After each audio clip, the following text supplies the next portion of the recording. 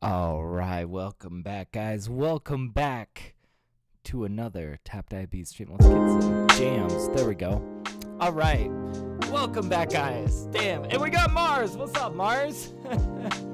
Says I'm gonna go grab a water. Sure thing, man. Who's the kitty? I have no idea what you're talking about. But welcome back, guys. Welcome back to yet another stream. It has been too long. It has been 2 long weeks. But finally, we are back to our normal streaming schedule. Thank God. It's taken a little while. Feels good to be back on YouTube, cooking up in Ableton. Today, we're going to be mixing a track down. I've got a good track picked out for us to mix down. And I also am probably going to make a beat today. It should be good, you know? There's a cat on your video picture. I have no idea what you're talking about. What's up, Aiden? How you doing, man? Welcome on in, dude. Welcome, welcome. Where are you seeing this cat? There's a cat on my video picture. What? Oh, I just realized. Okay, sorry, Mars. in the thumbnail, yeah, it's just a little cat that I found on Canva. I was like, yeah, there'll be a cat in the thumbnail. People like cats. And that took me way too long to realize what you were talking about. I'm like looking around my room like, where? I don't think there's a cat in here. Anyways, welcome back, guys. This is my newest release, Lucent Nights. I just dropped an EP. Yeah, it just came out like a week or two ago. Yeah, Lucent Nights, little 3-track banger. Definitely go check it out if you haven't yet already. Some good stuff. Yeah. Anyways, let's pause this, and I want to show you guys what we're going to be mixing down today. I've got a pretty good track picked out. This is going to be for BeatStars, I believe. And I remember I really liked the drums in this one, so we'll see. We'll see what we're working with here. Let's dive into it. Let's hear our first listen through.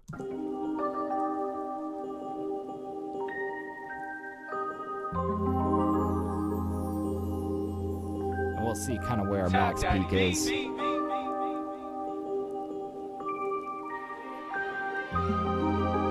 But yeah, how's everybody been doing since I know it's been a long while since we've been streaming.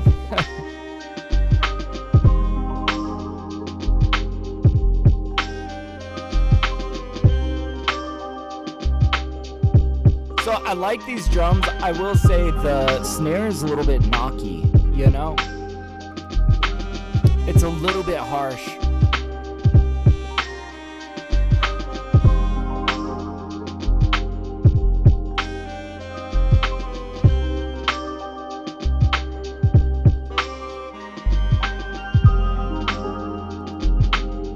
Okay, the decapitator's definitely picking it up. A decent amount there. Oh, and I got some hot coffee here.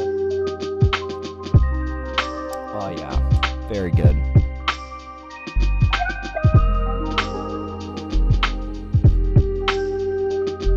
But yeah, Mars says, been doing all right.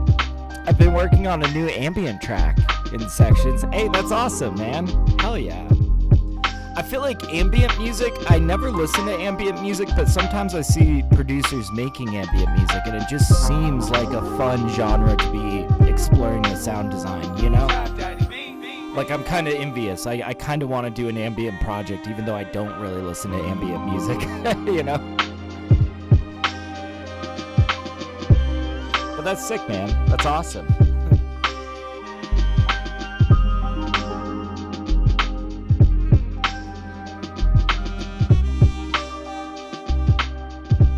All right,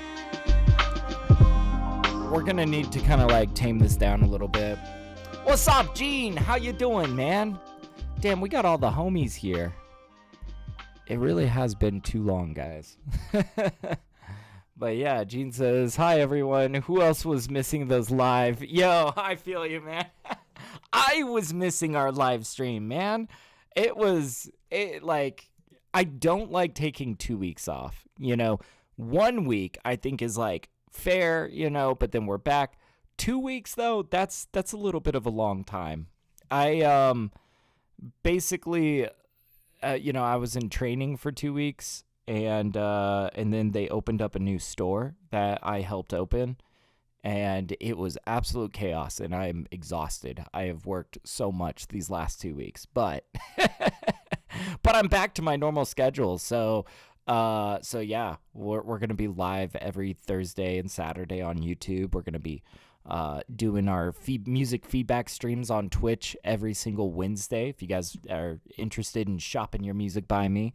Definitely, yeah. Mars was like, I thought I was just missing them. Oh, no. In case you guys hadn't heard, I got a part-time job as a bud tender. I sell the bud. And it's super fun, and I like it a lot. And I think it's going to be good, Yeah, get your cheese, Tap. That's what I'm doing. I'm getting my cheese, man.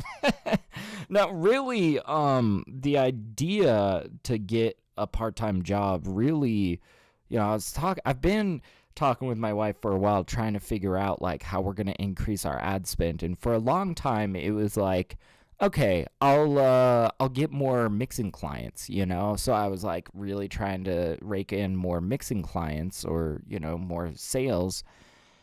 And, the thing is I feel like the economy kind of took a bit of a turn and people are spending less money on their music, right?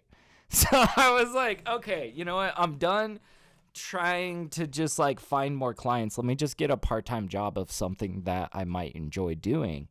And then we could double our ad spend and hopefully start earning a whole lot more.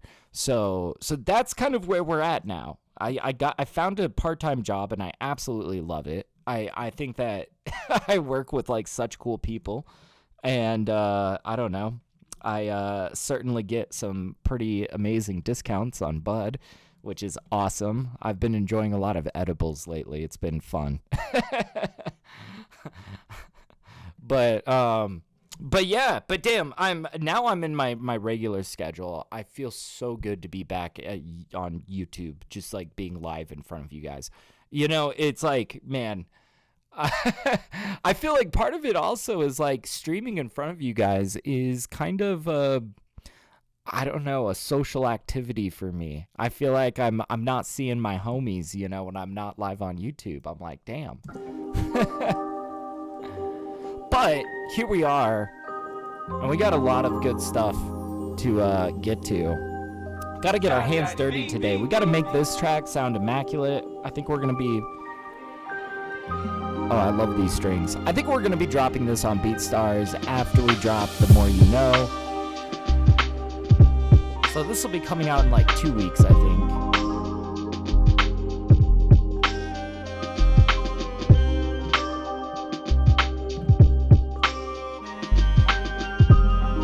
Alright, yeah, we gotta do something about this snare. The snare is like, I mean, it's got a nice knock to it, but like, dude, I can tell that as we start to master this track, that snare is gonna be jutting out way too much. We gotta tame this. And I think we gotta start looking at Decapitator here, because I think that this is what is causing for a lot of that knockiness.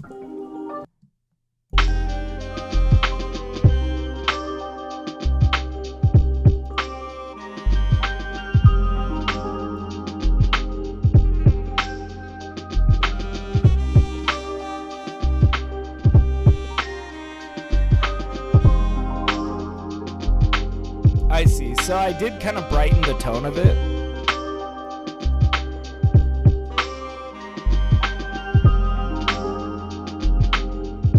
This is kind of an interesting way that we can control where that snare is really hitting at. I'm not sure I really want to make it too dark, though, because we do already have it going through this Ampeg, which is already making it quite dark. So, like, just to show you it without the Ampeg.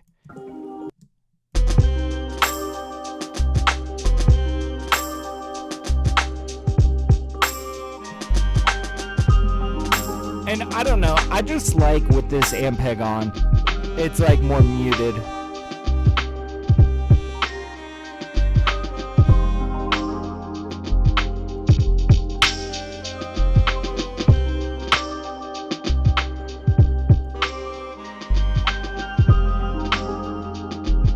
Okay.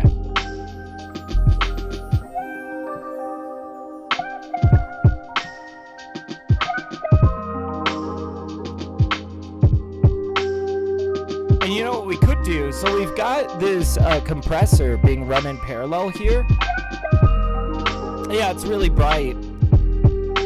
I agree. It's like a little bit brighter than I would like. I think maybe having this tone set down here a little bit is going to help tone it down a little bit. And then I'm also thinking, let's just go take a look at the snare. Let's just take a look under the hood with an EQ. Oh, let's also check our max peak. Oh yeah, we are under. I do want to turn this down slightly, give ourselves more room to just kind of nudge things where they need to be, right? If we need to bring something up, we'll have more room to. Go all the way down to this guy. 1, 2, 3, 4, 5 probably. And that'll give us about 6 decibels of headroom there, so.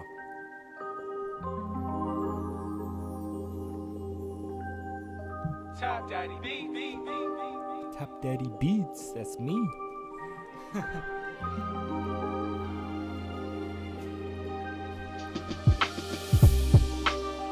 Okay, so, and we can get rid of this guy. Let's just clean up the project file a little bit. Okay, so,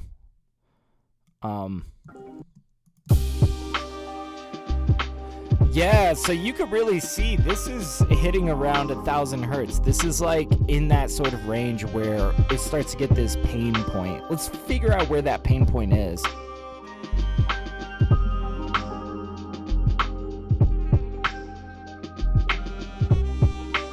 That seems to be the pain point. Around 2K. Kind of between 2K and 3K is kind of like where it hurts, right? We're gonna just like dip down there a little bit.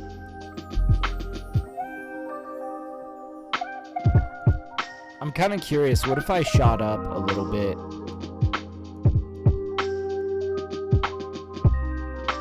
Kind of emphasize a little bit below 1,000 hertz. I mean, we don't have enough going on down here to really give us a bucket punch, you know, but like...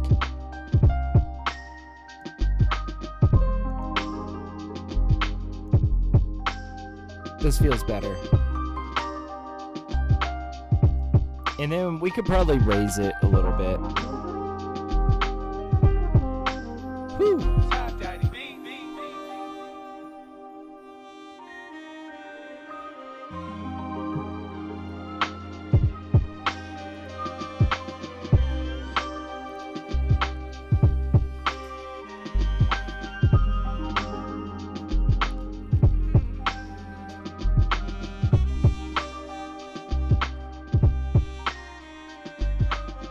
Yeah, it works.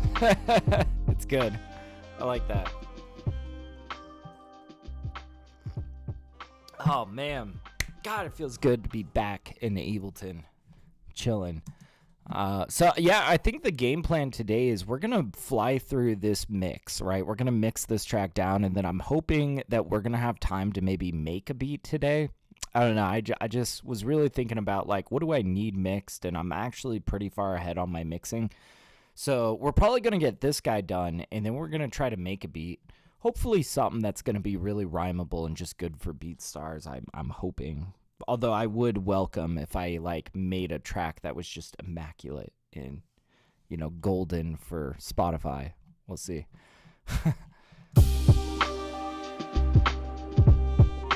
Okay.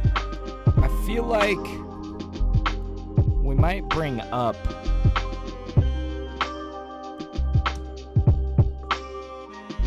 this compressed version. So this is what we've got going on. We've got a compressed version and the regular version of the drums here run in parallel with each other. So we're doing parallel compression here.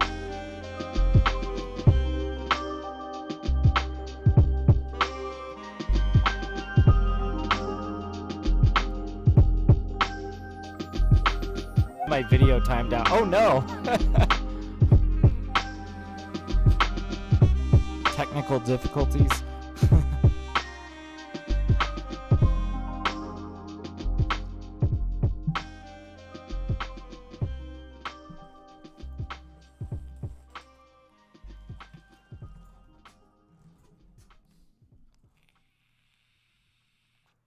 All right.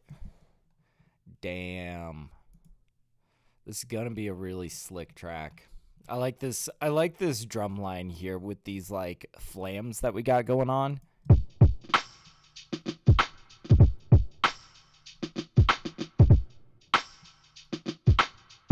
Like, I gotta do more like flam work like we did here. Whew. Oh, Mars is like, yeah, I turned Wi-Fi off. Well, don't do that. No, you're good.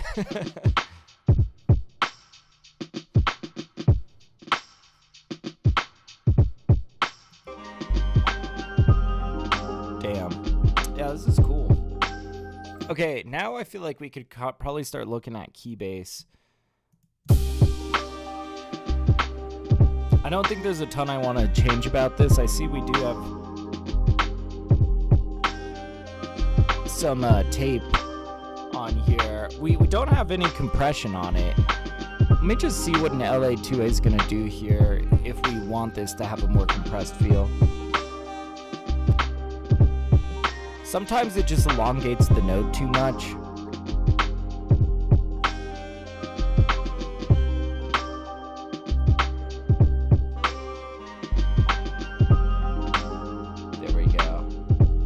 Yeah, Rabbit in the Moon uses flam a lot. Hell yeah. I did one drum loop with that sort of flam to it, and I don't know, I've been using them a lot more lately. It's just really cool. It's very textural, you know?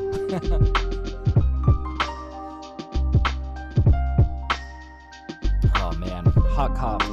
Very good.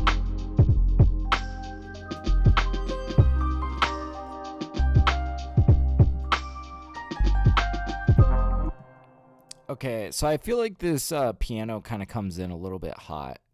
It's a little bit loud.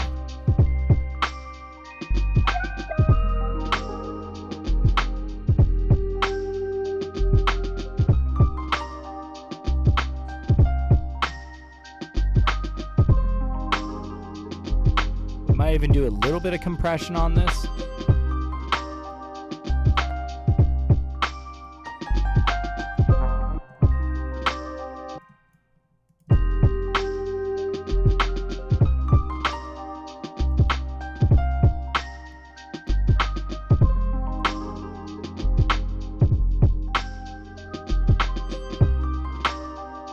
There we go. That's a little bit more dialed in.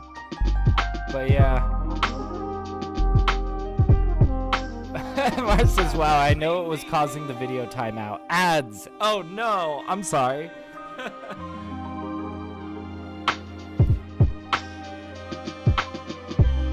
Yeah, the flam drive the groove. Yes, absolutely. It's that. You know, it's like, it's this nice syncopation too, you know? It really is driving that groove forward. Yeah, they automate the flams throughout their tracks to give the beats more dimension. Yeah, I've noticed it's really good for like making your drum loop a little bit more textural. You know, I feel like it just feels so much more like layered and just nice, you know. Way more interesting than like a normal snare or clap or whatever, you know. All right, so I feel like we did good work here with this compressor on this piano. This just kind of like dialed it in a little bit. I'm trying to think, what else can we just like dial in nicely? there's not a whole lot that because we actually did do some pretty good mix work when we were making this beat. So like you'll notice not everything is like, it doesn't sound bad, you know. We're kind of at that point where it's just like we're trying to figure out, you know, like the mix is good, but how can we make it great? I will say maybe this guy is a little bit unnecessarily reverbed out. I mean, it's a cool atmosphere that it's creating, but I'm kind of like thinking, okay, so this is in the stage 73. I'm thinking that we could probably pull back on maybe one of these reverbs.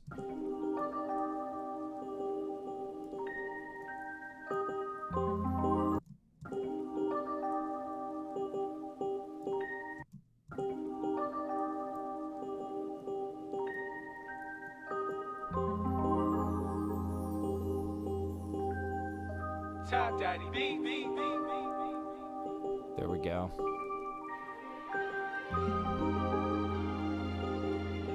Hell yeah.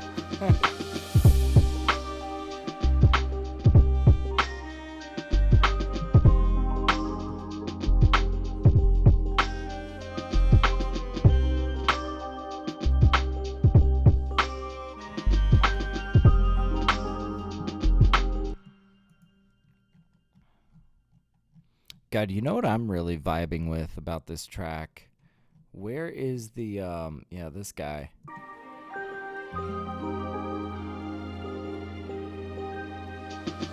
So good. We're probably going to bring this forward. And I see, so I've got this kind of interesting thing going where I delay this out. What was I doing with this guy? Oh, I see. I was playing around with a different way of transitioning. But let's get rid of this so that we don't confuse ourselves. I feel like this is something that I need to get better about, you know? Just in general is like I need to be more clean with my project files, you know, so that when I come back to them, I'm not so like digging through and being like, what was I actually using? And, you know, but yeah. Gene's saying ping pong left to right. For this guy, probably not, because this is already so wide as it is. I mostly used this delay just as a kind of method, a kind of like smoke and mirrors method of kind of extending this out and making it fade more naturally, right? So and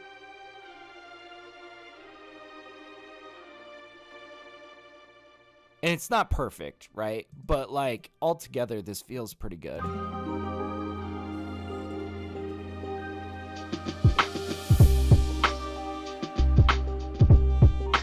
Yeah, that really like, woo.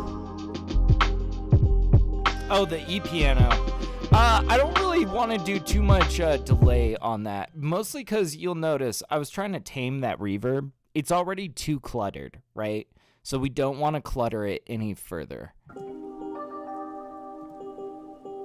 In fact, I'm still kind of on the fence if we want to like maybe pull this back a little bit.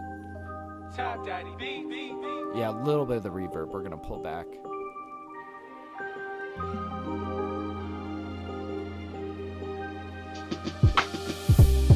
There we go. Okay, this is feeling cleaner.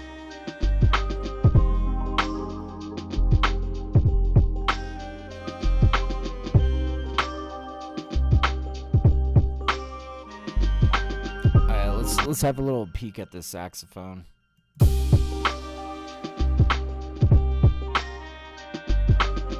I like this without the vinyl. We're going to get rid of that. I am thinking a little bit of compression to help dial this in a smidge. Okay, so we're going to use LA2A.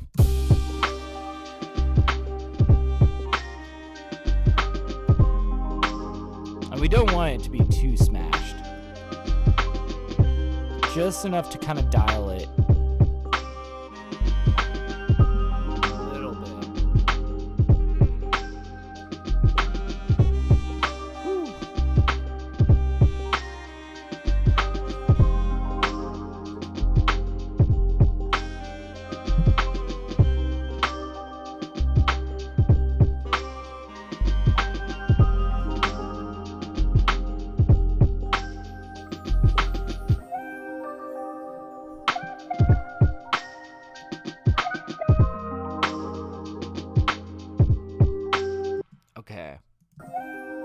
This guy needs to be moved to the left a little bit.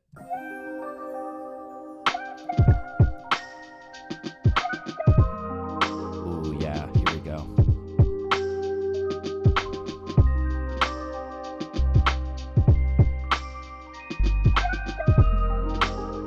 And that creates a nice little center lane for the artist to really remain in. I think we're gonna still go ahead and bring this piano back a little bit more. There we go. Ooh, that's good. Feels like it went a little flat. Oh, this guitar? Is that what you're talking about?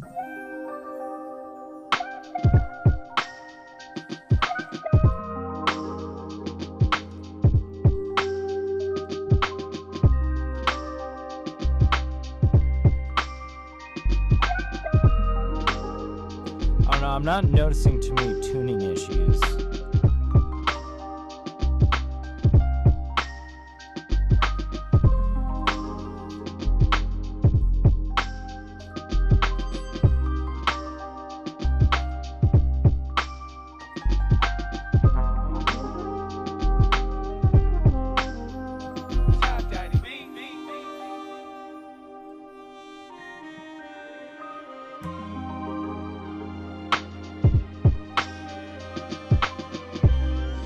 Yeah, this guy's gonna come up a little bit. The strings are just like so grand. God,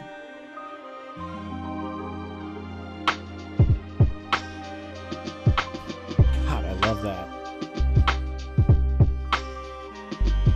Just double check that that's gonna make sense in the intro as well. We brought that up like 2 decibels.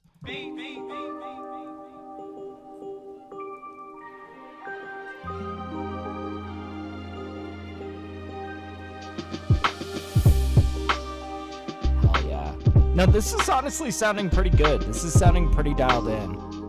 Yeah. Oh, the LA2A flattened out the response of the punchiness. You were talking about, let's see, what did we just apply the LA2A to? Wasn't this guy. You were talking about either this piano here.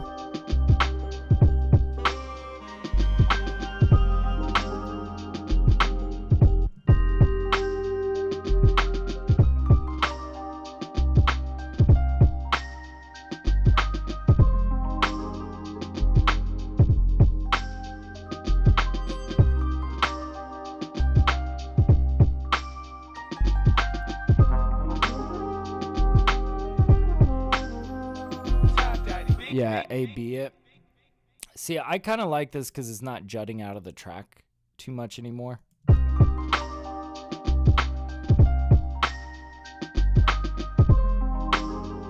There's quite a bit of variation between like the volume of the notes. So that LA2A just kind of helps normalize it slightly. And that way, you know, really my hope with this is, I should explain, we're trying to mix this down for an artist to, over the master track? No, nothing's on the master. Boom, nothing's on the master. But I should explain, we're mixing this down for an artist to be on here, right? So some of the ways that I mix might kind of vary from how I mix, you know, over like, you know, something for Spotify, something for an instrumental. I kind of don't want this piano to jut out too much. I want it to like blend with the background a little bit, you know, so that we can kind of lend more energy to the artist to be the center of attention in this section, right? Whereas if I was making this for Spotify, maybe I wouldn't compress this piano as harsh, you know, as harshly. But this is going to help just kind of like normalize some of the notes. You know, there's like some of these notes kind of stick out of the melody. Yeah. It's just a little bit more dialed in here.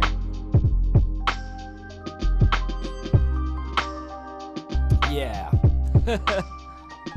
So like normally this would kind of sound like a main element, you know, like what we're focusing on. But because we're hoping to have a rapper on here, we're kind of hoping that this isn't gonna like get too much in their way. So we might even try setting this down 1 more decibel.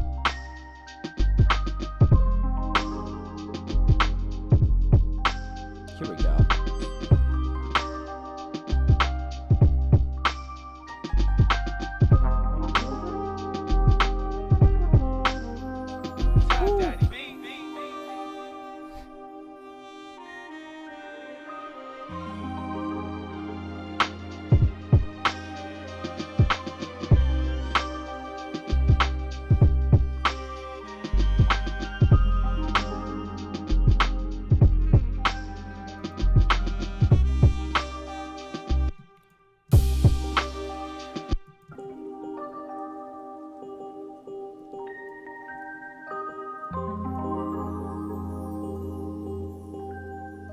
TapDaddyBeats.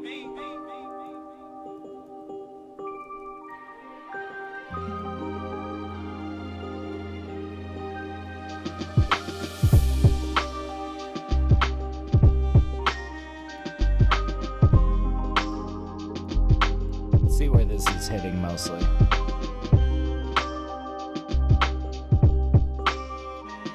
Something that we could do, you know, I was just talking about how we're kind of trying to mix this down to be a one-size-fits-all for an artist, right?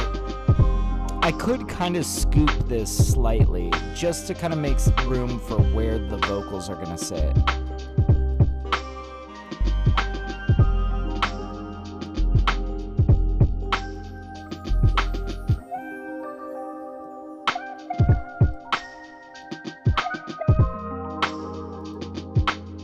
It's not too much of a noticeable difference, but this will give ourselves a little bit more clarity around the 1000 hertz range.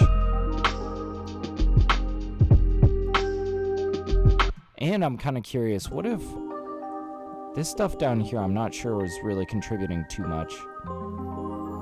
See, that's like the bottom line of what we could cut from.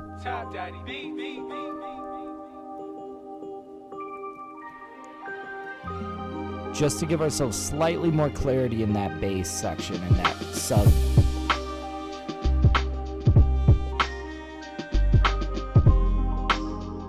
Yeah.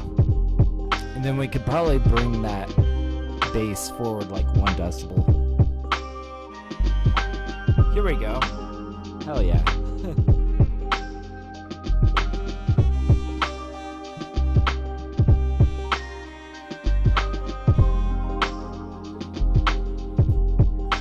What kind of type beat do you think this is gonna be? I could almost hear like Nas on this, but it's like too jazzy. It's like more, I don't know.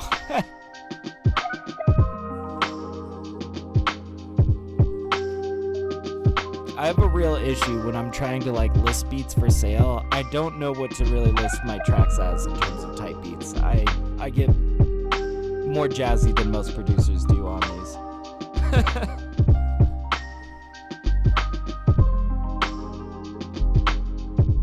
It's a good problem to have, though.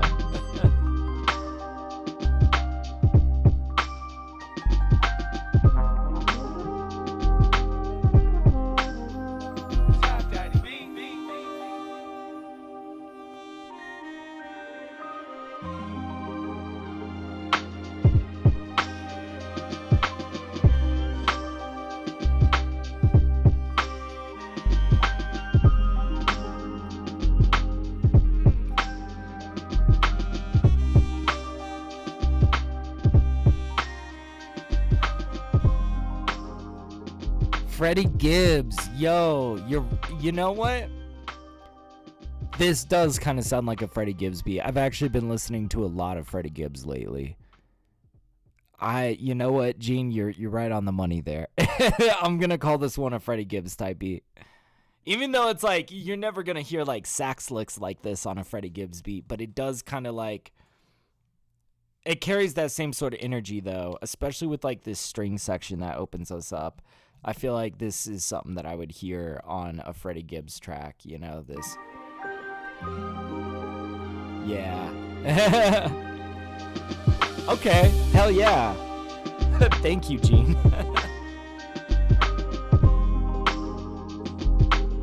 Yeah. Insane contrast, chill beat and gangsta lyrics. Yo, I'm a big fan of that kind of stuff, you know? I like stuff that feels like almost luxurious in how, you know, just like smooth and just silky the track is, right? But then yeah, you throw some like hard ass gangster bars on it and it's like it's a total vibe, man. I like it. That's honestly why I like a lot of like Freddie Gibbs and Larry June, especially. I've also been listening to a lot of Larry June lately. You know what's funny, because I have been working this part-time job recently. I finally have like listening time because I'm like commuting to and from work. And so like yeah, I have been listening to a lot more albums lately, and it's good. I forgot how much I enjoyed having listening time, like dedicated listening time.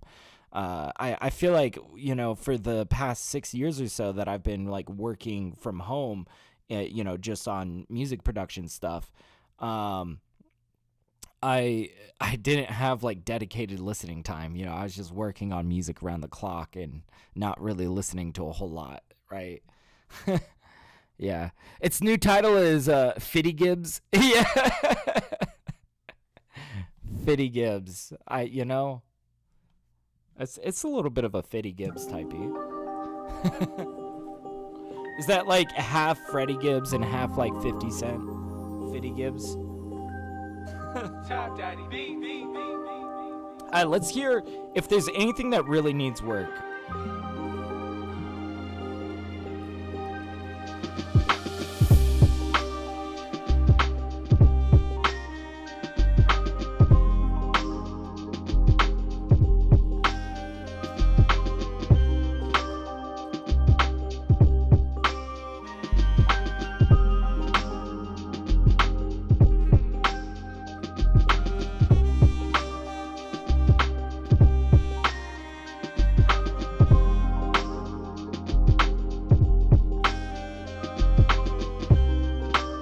I guess the real question is, how is this going to translate to a master chain?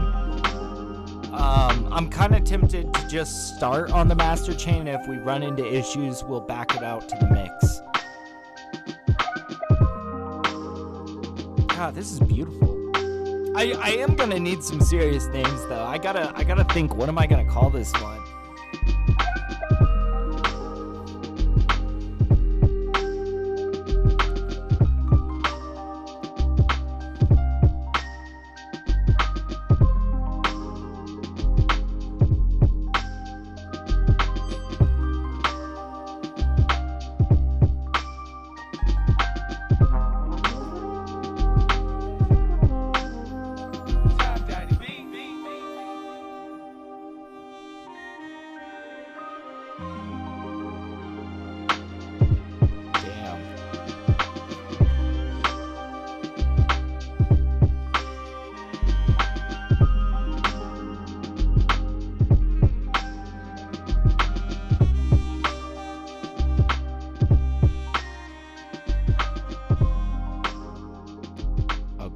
You know what?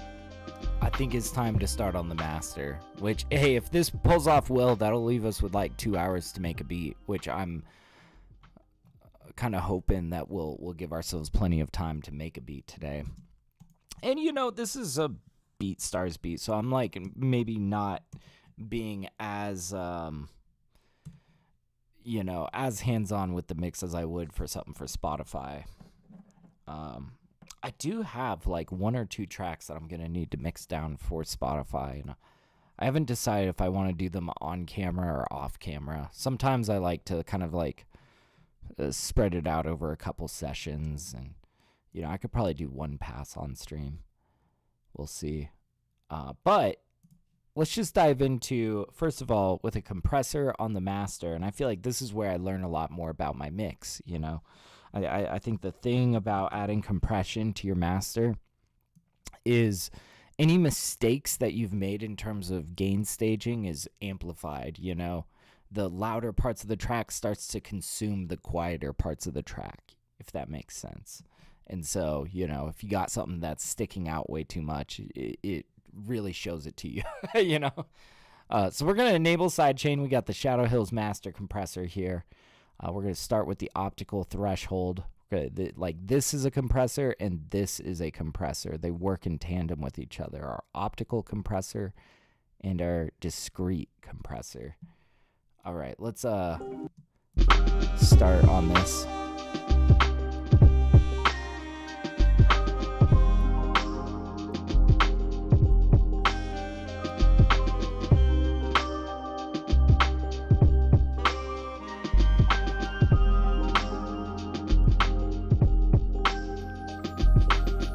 Okay, that's feeling nice and like tucked in.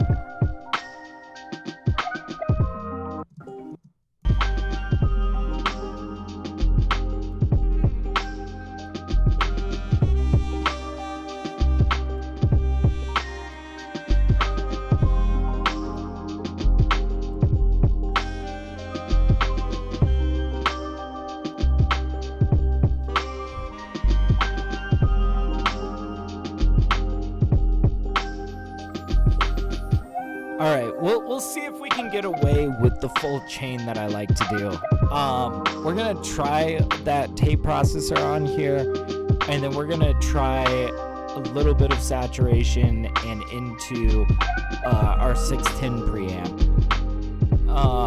But we'll see. I don't know. I feel like listening back to some of the masters that I've done recently on stream, I'm just like, okay, I was pushing it way too hard. You know, it didn't come out sounding great. So I'm like trying to be a little bit more critical and a little bit more safe with how I'm doing my masters, you know?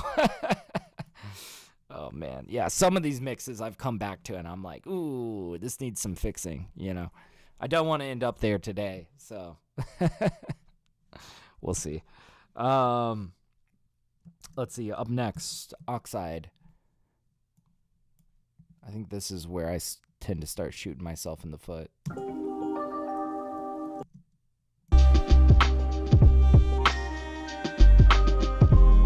Oh, that bass feels good though.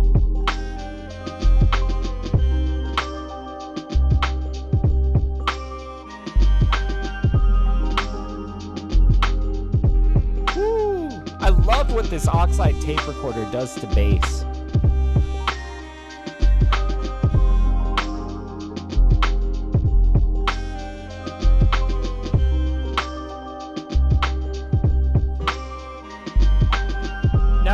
Also, where I've been getting a little bit off is maybe in my use of a little radiator. We're going to try a bit of it, but we need to be sparing with it if we do use it.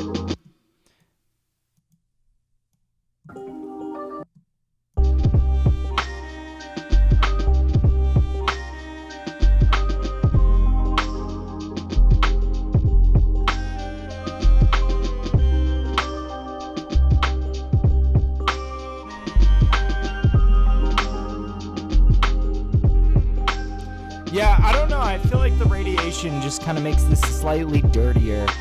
I feel like when it works really well, it kind of creates a little bit of like vibrance in that like mid-range, you know? But I think it's kind of a double-edged sword. Sometimes it kind of makes it feel more muddy. And I think I've been a little bit too like eager to use little radiator in my masters. Maybe I do need to like settle for a cleaner sound, right? I mean, that's slightly more vibrant.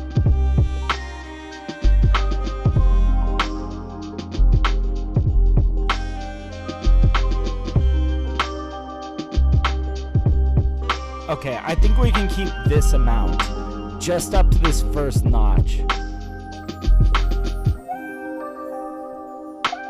Okay, let's pull out our 610A preamp. Give it a high-end boost.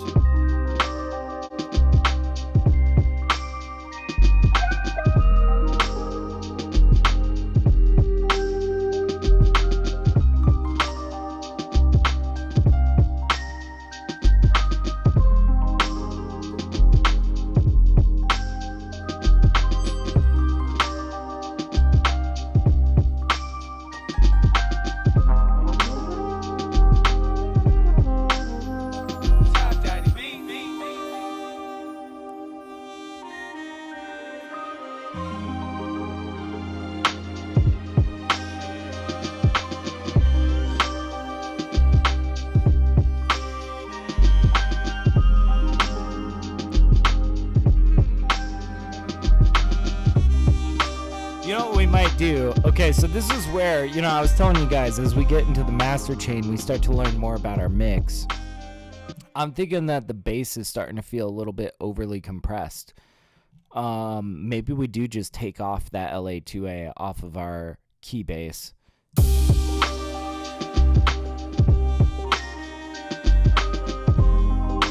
And then it doesn't have such a long tail.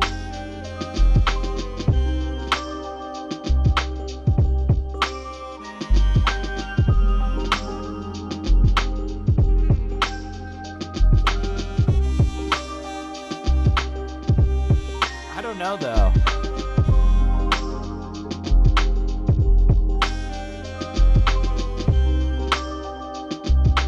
It does feel pretty satisfying.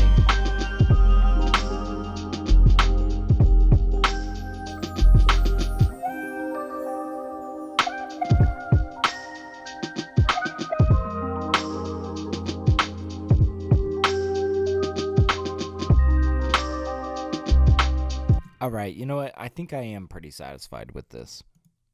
Let's run this through. Let's get a max peak value, and we're going to start bringing it up to the ceiling, and we'll see. Oh, man, yeah. Flam is distorted now. The bass, too.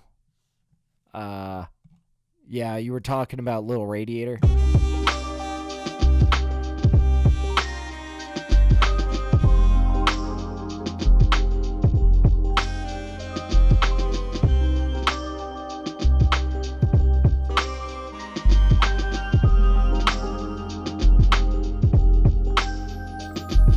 Oh, you know what? You know what? I am hearing a little bit of this distortion on this bass here, on these low notes. And it's kind of hard to distinguish because we are intentionally distorting the kick. You know, like these drums are intentionally distorted. We have this decapitator on here, which gives us a little bit more punch and grit. So you can hear on that kick, it like crumbles a bit, it crunches slightly. That much is intentional, but on bass though, let's hear this bass.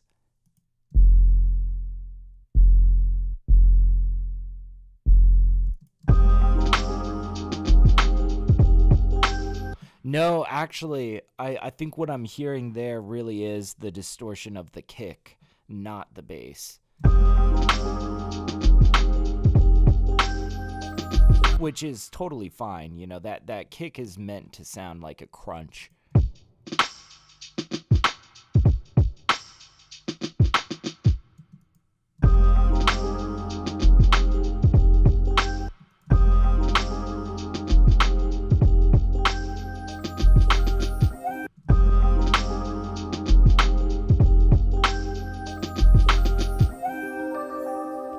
I don't know. I mean, you got me thinking, Gene. But I think this is okay. I think really what you might be hearing is that crunch of that kick drum. And that wasn't added from the master. That was an intentional distortion on that kick. But let's run it through. We're trying to get a max peak value, but I am like let's stay vigilant here, right? Let's stay vigilant. Let's really think about like if we are introducing more mud, right? We want to keep this as clean as possible. Yeah, no, you're good, Gene. You're good. I feel like I should be really thinking about these things. As this is how these last couple of masters got way out of control, you know?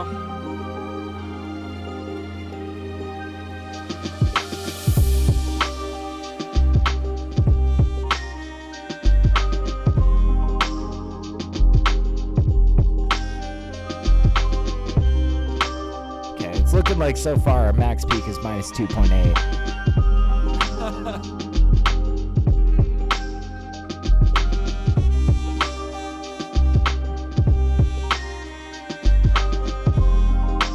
will say I'm pretty happy with how the snare is not too grating. You know, that was something I was really concerned about at the beginning.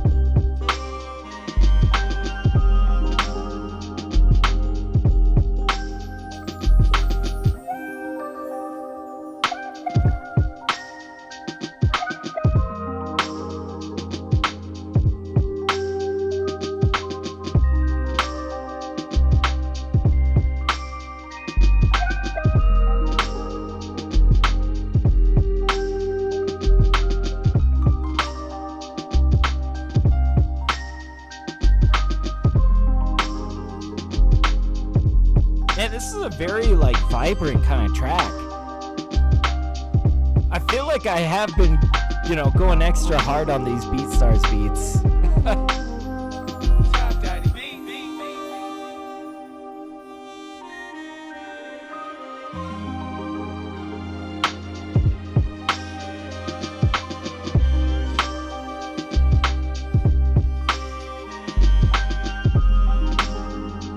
I love the feel of these drums, dude. These are so good.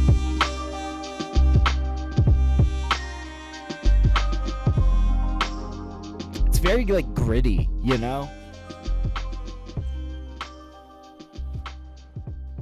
I've been enjoying running our drums through like this guitar amp. This has been really fun. I don't know, I feel like it just makes it more boxy and like very like boom bappy, you know?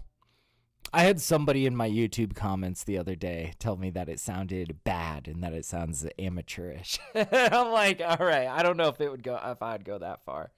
It did make me think about my drums a little bit extra. I ultimately decided though, I was like, no, the guitar amps are pretty cool on those drums, you know? Yeah, I see Gene says, yeah, ear fatigue and mastering is so hard not to fall into when the track is groovy. Yeah, no doubt, man. You know, that's why I have a rule that any mix or master that I finish, I have to wait at least one day and give myself another listen before I ship it off to a client or ship it off to DistroKid or whatever, or ship it off to BeatStars. I have to give myself one full day and then hear it again and decide, because even after all of these years of mixing, and I'm sure you guys have seen me make some mixes where it's like it might start out great, it might end a little muddy. You know, it's like I still have these moments where I hear my mix the next day and I go, what was I thinking? Oh man, we got to fix this, you know. I think it's just smart to always give yourself that sort of grace, you know. But but we certainly try to dial it in as much as possible, you know. All right, we got a max peak of minus 2.8 here. Let's raise this up. We're gonna increase this by 2.8 decibels. And then we're going to limit on the other side of that just to catch anything that might toe over the line. Boom. There we go. Okay. So this is going to be a little louder.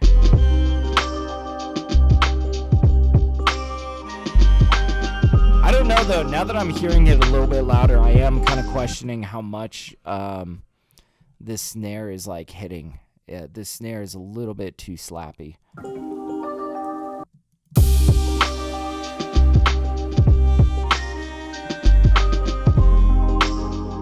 Yeah, let's just like back this off a bit.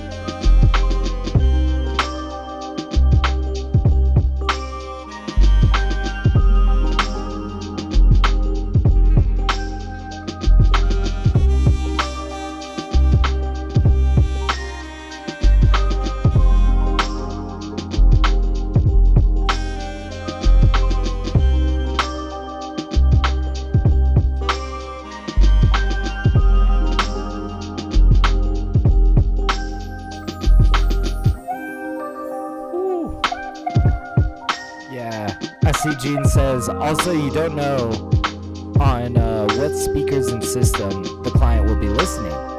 Man, that's the truth. Yeah, I've definitely had some situations where it's just like, I don't know. ultimately what matters is like how the client is perceiving the track, obviously if they're like, yeah, this feels like it's too muddy in the lows or something, you kind of gotta just work with it, right?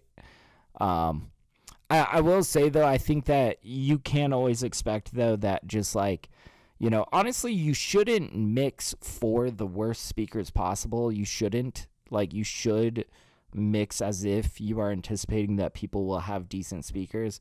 But I do think that there are some corner cases where it like makes sense to pay attention to certain systems. Like, I think two systems that are always going to be relevant to whether you're mixing for a client or you're mixing, your own music for fans. It should sound great in a car, and it should sound great on phone speakers, ideally. I mean, you shouldn't prioritize the entire mix to sound great on phone speakers. That's dumb, right?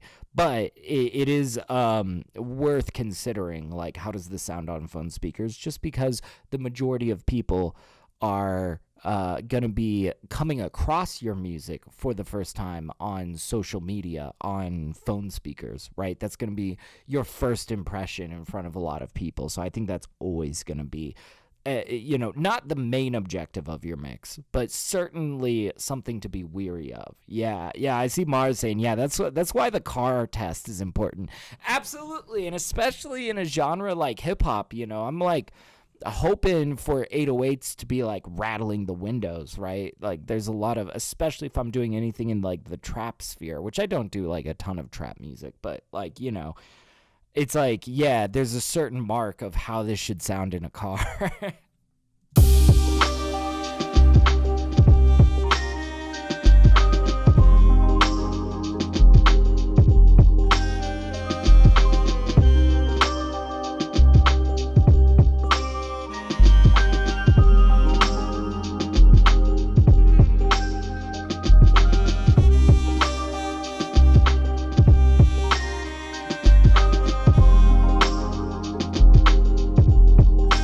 Okay, I think I've tamed this snare enough.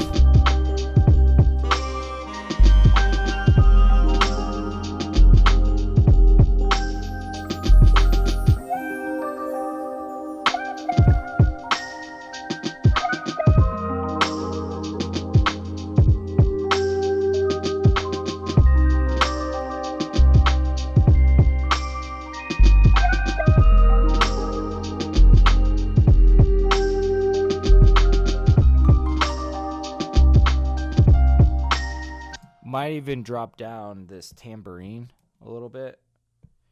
Where was that? This guy. We'll probably drop this guy down a smidge.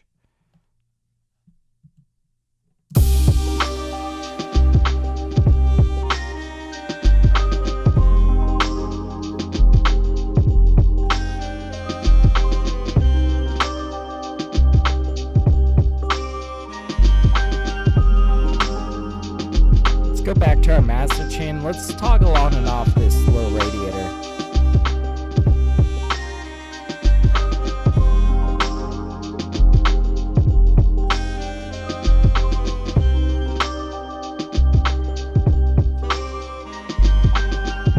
See, I don't know. I feel like it's like when you A/B test it, right?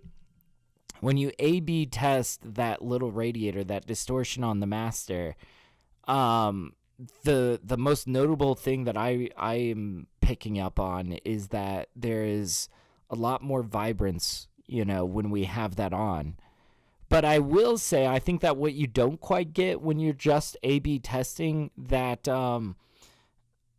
that little radiator is the overall impression that it gives. That I feel like with that on, it does feel a little bit more muddy, right?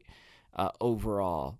But in that like split second where you're just switching between A and B, you're like, yeah, with the distortion, it feels more vibrant. But I don't know. I feel like I need to kind of consider more so like the overall impression that is like, yeah, this might be kind of making this feel a little bit unhinged, a little bit too much.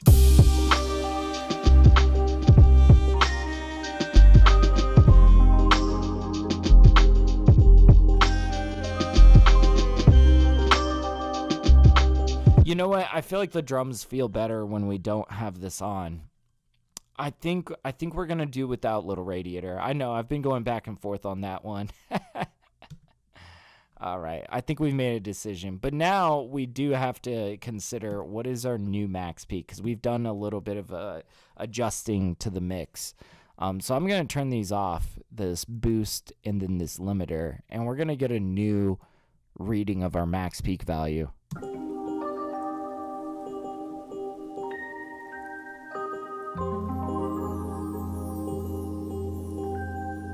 TapDaddyBeats.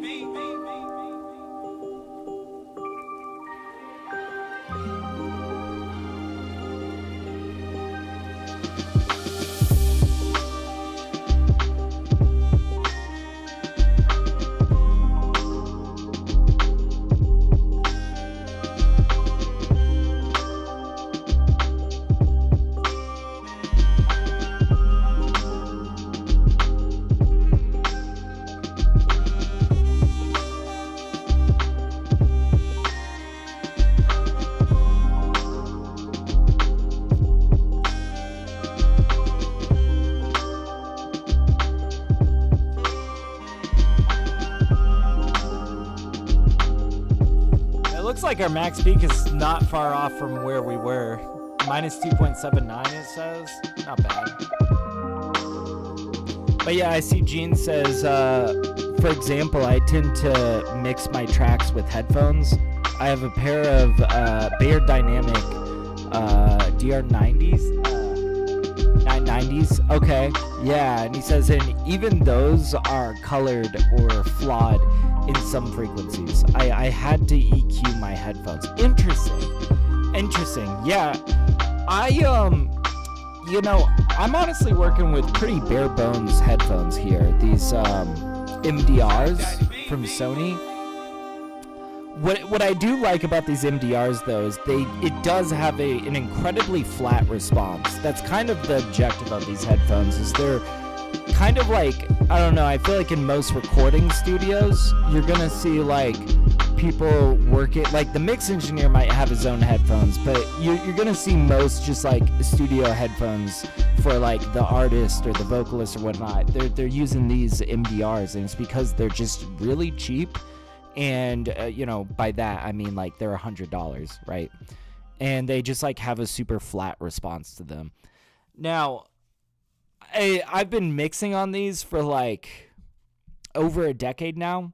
So like, I don't know, I feel like I've gotten very used to what music sounds like on these. And I think that that's honestly the bigger takeaway, is just that regardless of what you're mixing on, if you know what music sounds like on your system, whether it's, your Bayer Dynamic headphones or like whatever it is, if you know what music sounds like, then you can usually be pretty objective in your mix,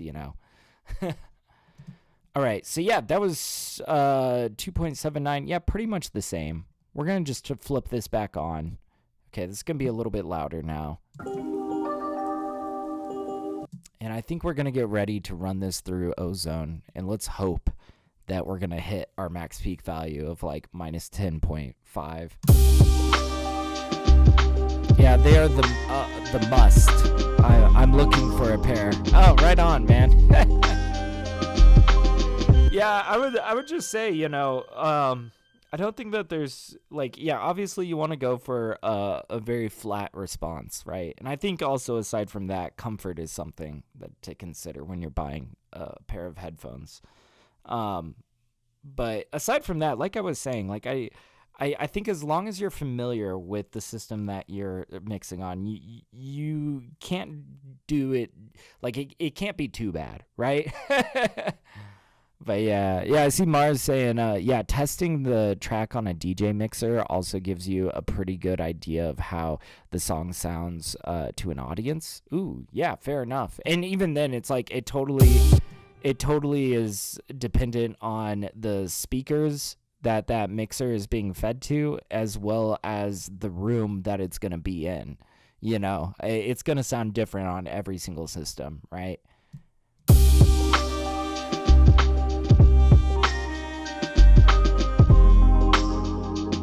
But yeah, Mars says, I use a sound rig on my DJ system. and it really tells you what's going on with the track while mixing. Oh, that's interesting. Yeah. Gene's asking 7506. Yeah, the 7506. So these used to be the last pair of headphones that I had was the MDR V6s, I believe. They stopped producing those, and these are essentially the same thing. The only difference is that the plug for it, the headphone jack is grounded. That's literally the only difference. So, technically with this being grounded, it's like it should be better for like not picking up electrical feedback, when you're plugging it into various equipment. But like aside from that, it's the exact same as like the MDR V6s or whatever they were. But I like them. These are not fancy headphones. I'm just throwing that out there now. There are much better headphones that you could mix with, but I feel like there's absolutely nothing wrong with mixing on a pair of MDRs. It's just like a simple flat response headphone. It's good. But yeah. Yeah, Mars says, well, yeah, it gives a good idea about gain, panning, spread, and equalization. That's really what you're looking for, You just want to avoid headphones that are going to lie to you, Like, I would say, mixing on, like, these more consumer headphones, like Beats by Dre, Beats headphones have like a huge bass boost to them, so it's going to be lying to you about your bass. That's really why you want to go for like as flat of a response as possible. But I don't know, man. It all sounds good to me. Okay, yeah, let's go ahead and start feeding this into Ozone. And we'll see kind of where we're at with this. All right, little volume warning. This might jump up in volume. Just letting you guys know.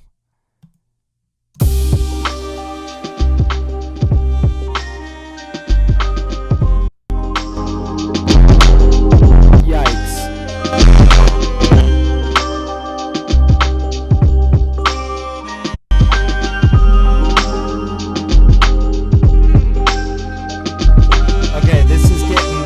Crazy here. Yeah, there's definitely some nonsense. Okay, I kind of agree with this. Not sure what's going on here. Oh, I see it. We can set this more flat.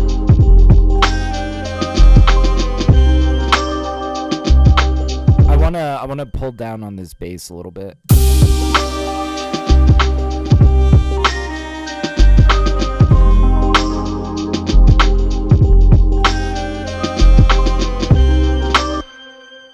We're gonna go slower limiting.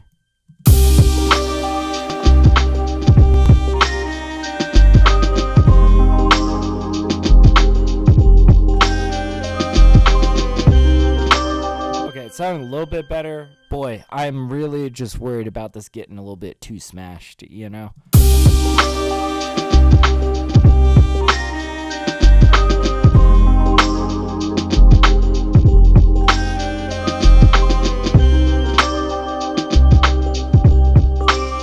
Okay, let's start pulling out our loudness meter. I'm going to continue to keep fiddling with this, but I want to see around the area, like what lufs we're hitting.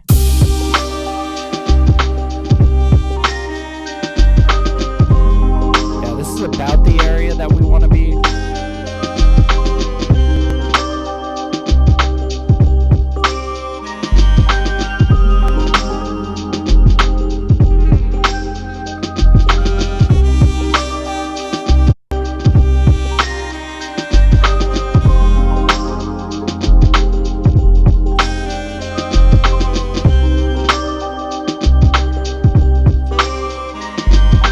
Okay, this is sounding a lot cleaner.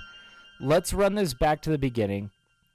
Let's see. We're aiming for minus 10.5 lufs. I know it's it was showing minus 10.5, but we need to run it through the entire song and see what our actual LUFS measurement is. So let's get started, and we'll probably keep adjusting this until we hit our mark.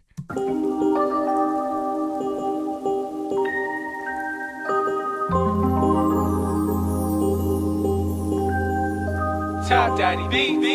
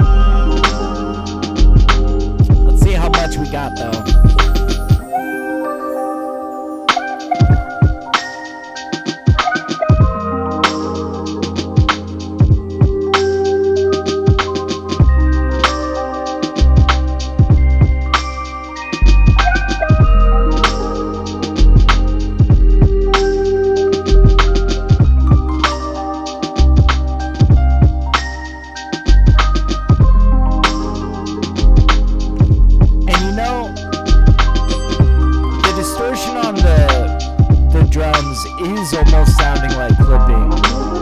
Like Gene kind of pointed it out earlier.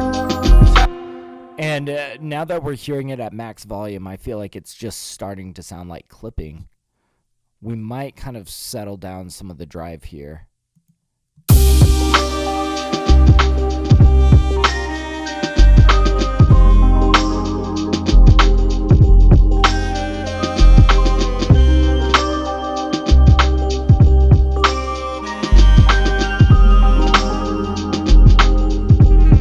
Okay, so we backed off on the drive a little bit.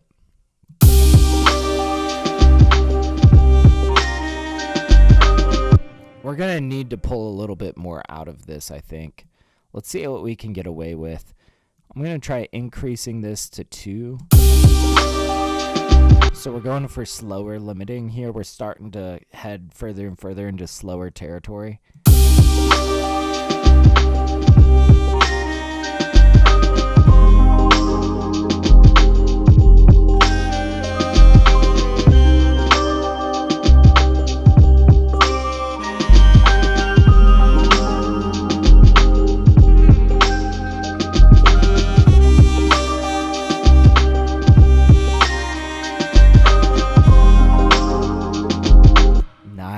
Oh, this is sounding really vibrant. I like this. All right, let's run it from the beginning. Let's see where we're at.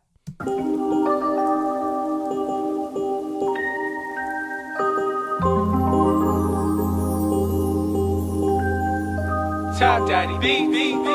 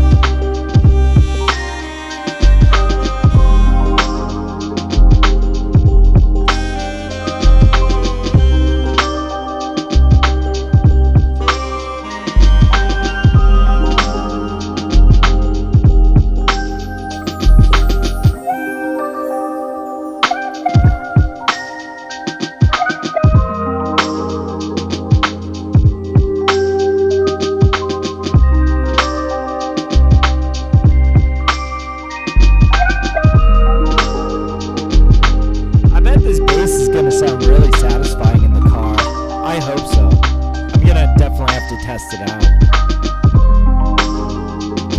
But we're getting closer to our LUFS goal.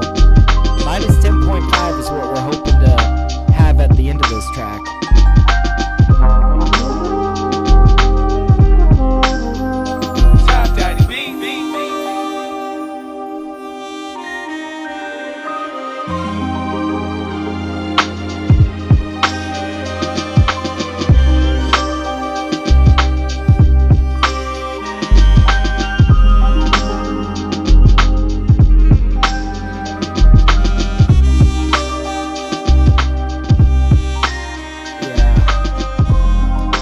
sax is a tad far. What do you mean by far? Like too quiet?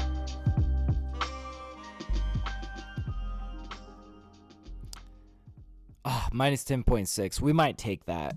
I think we're probably gonna take that. But yeah, I will remind you, we're trying to intentionally keep the sax a little bit more tamed. Same with like a lot of the other, like kind of like how we were approaching that piano earlier. You know, and I think that this is a big distinction in just like, you know, the really big distinction is what is the goal, right? I would agree with you if we were mixing this down for Spotify. If this was supposed to be an instrumental track, like, yeah, I would probably set that sax a lot more forward, you know, if that makes sense, and probably a little bit less reverb on it. Because we're hoping for an artist to be on this track, we are trying to preserve a lot of the room in this track for there to be a center lane that's not going to distract from the artist, right? And so, like, really part of that is that we can't have a saxophone that's going to jump out in front, right? So we need this saxophone to be more tamed down just for this case. But man, you know, that makes me think like maybe I should mix more tracks down in front of you guys that are for Spotify specifically, so I could show you exactly like, you know, not only how I mix those down, but why, right? Because I think that it is a big kind of difference in approach when you're mixing you know, these beats for like BeatStars. It's sort of, we're trying to make like a one size fits all sort of mix, you know, which, you know, is a little bit limiting in some ways. Whereas, you know, I would just say when I am mixing for Spotify, one of the biggest like goals that I have in my mind is I'm always asking myself, what is the focus of this track? What is the center of attention in any given scenario as we move from section to section to section, you know? And I think you're right in that if we were to be making this for an instrumental track, that saxophone would be the center of attention. So we would regard it in a different way than we are here, right? Honestly, I almost considered this track for like Spotify, you know? Yeah. Taste and colors, no one has the same. You're right, man. Anyways, let's save this track, and then I think we're going to start moving on to, we're going to make a beat today. Yeah, we've got about an hour and 40 minutes. I think we could totally make a beat. Let's do mix V1, boom, there we go. All right. And we'll see what kind of groovy jams we can cook up today. Yeah. I wasn't thinking I was going to be making beats this morning, but as I thought about it, I was like, well, there's nothing that I really have to get mixed. So yeah, I think we could always use more tracks, right? We just got to let it load first.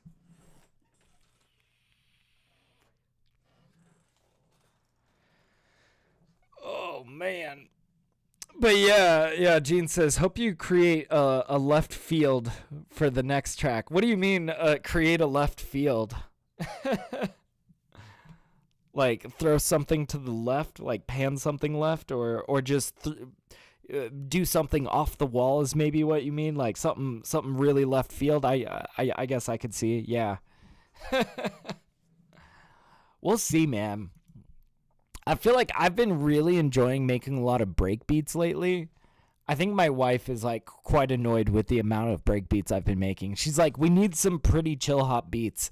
And I'm like, I'm sorry, all I got for you are break beats.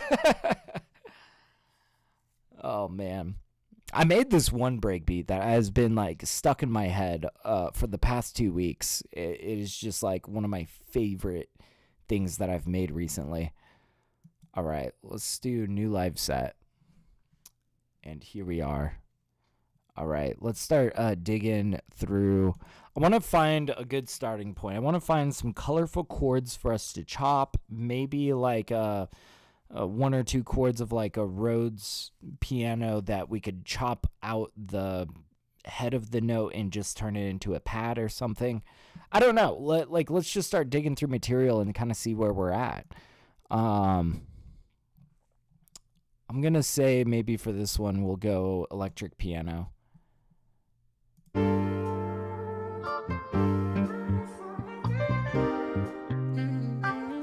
Oh, and let's turn time stretch off. Okay, this is like a whole song starter.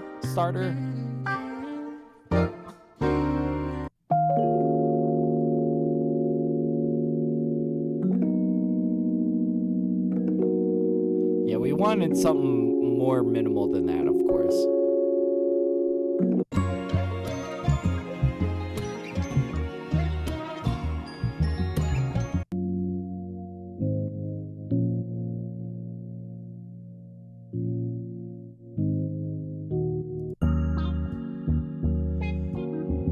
I might just need to look in this sample pack because there's like a lot of gold here, but these are all like full samples. And I'm curious if we're only looking for like electric piano or maybe just piano. We might find some really good like gold here. Let's see. Yeah, we've got piano right here. Let's hear some of these. Oh, these are all song starters. Here we go.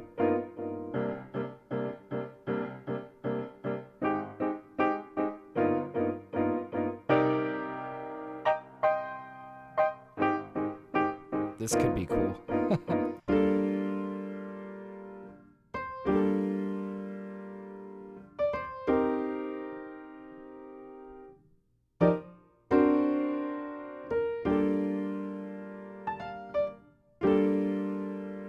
If we pitch this down, this could be pretty vibey.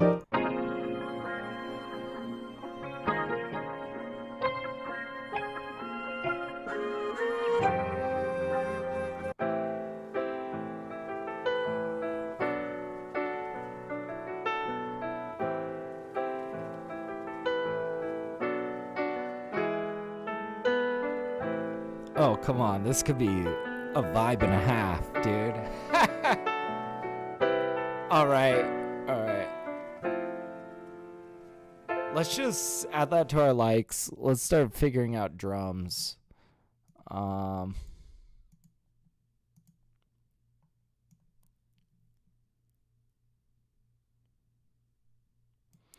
do something like, let me find one of our just simple kits. Okay. Let me see if I've got my camera aimed properly. I know my desk is a mess here. There we go. Ish.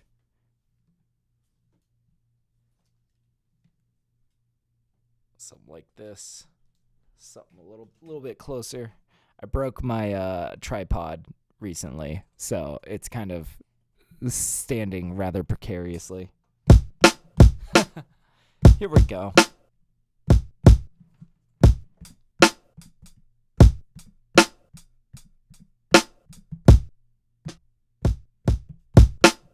We don't have a secondary kick.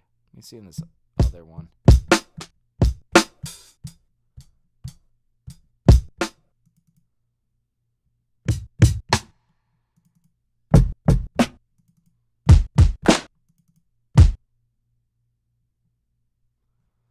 Oh, it's thinking, it's loading.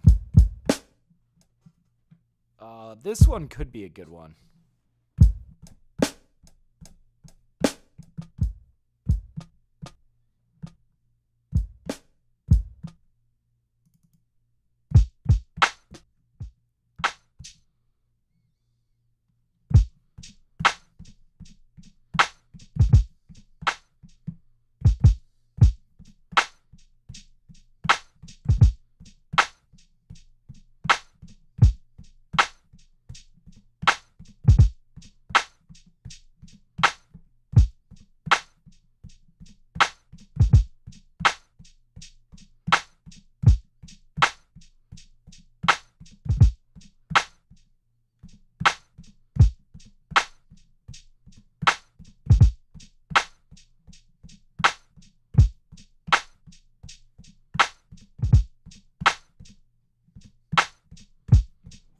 Okay, yeah, something like simple like that, and then we could come in with like a lot of secondary snare sort of play.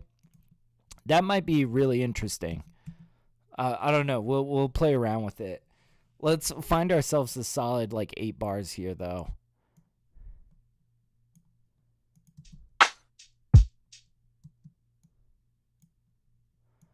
So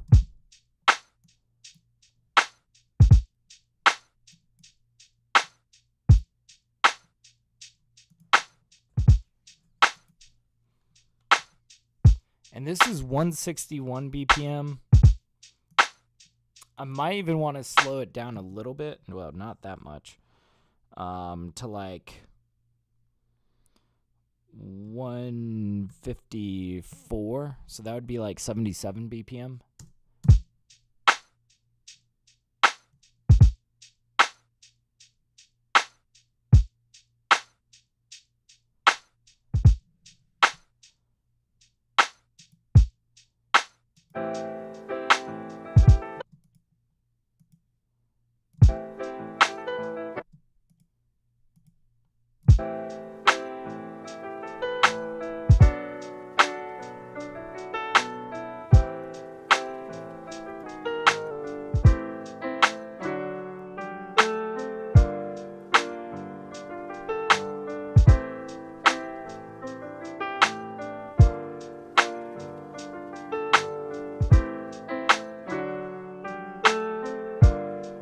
Yeah, we're gonna go slow it. We're gonna pitch it down a little bit more. And we might do some additional chops on this.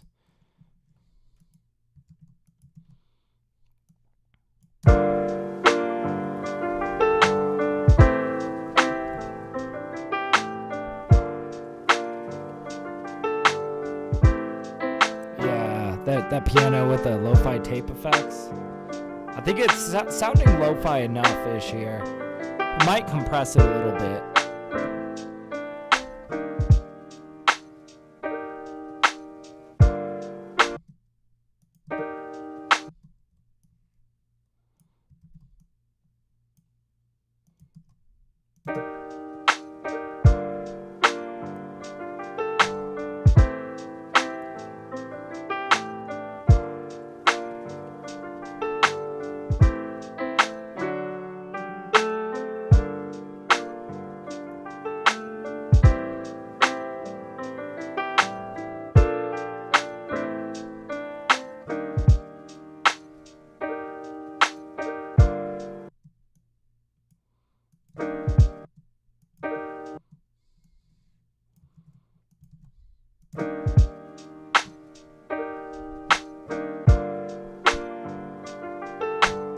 Slight switch up.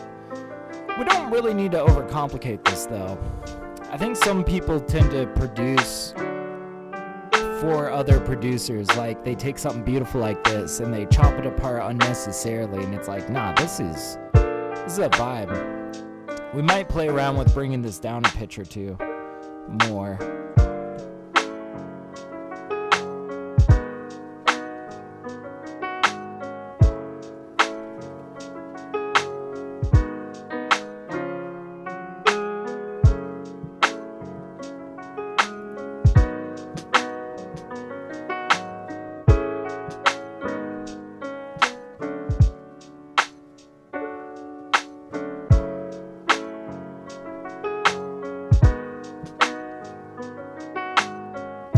Okay, now let's do what I was talking about earlier with like a little bit of snare play.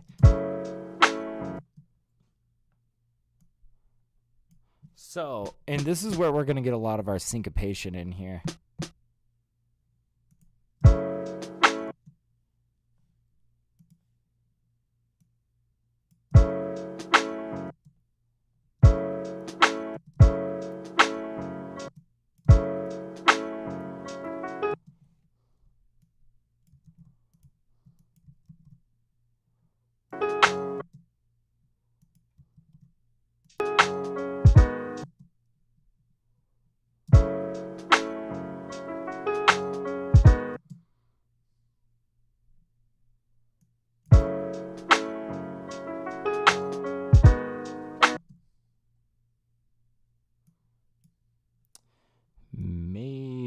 maybe we do a slight little roll here.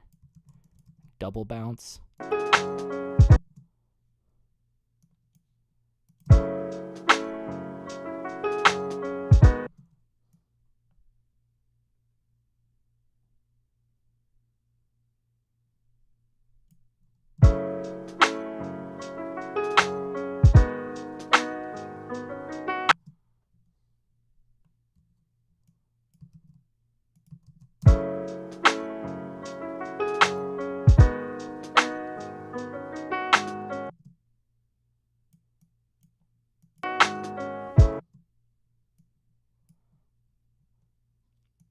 And this is one where it's like we could play around with a flam. I'm really obsessed with those flams.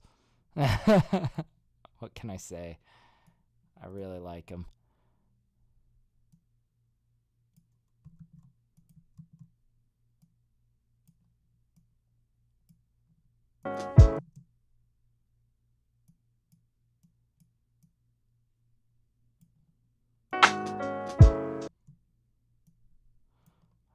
Maybe this isn't going to be so much of a flam.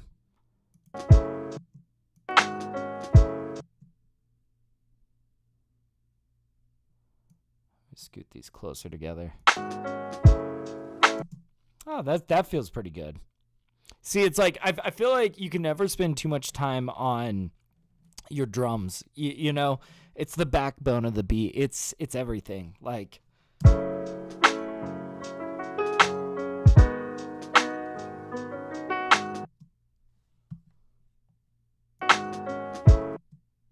this is too far forward. We need this more syncopated.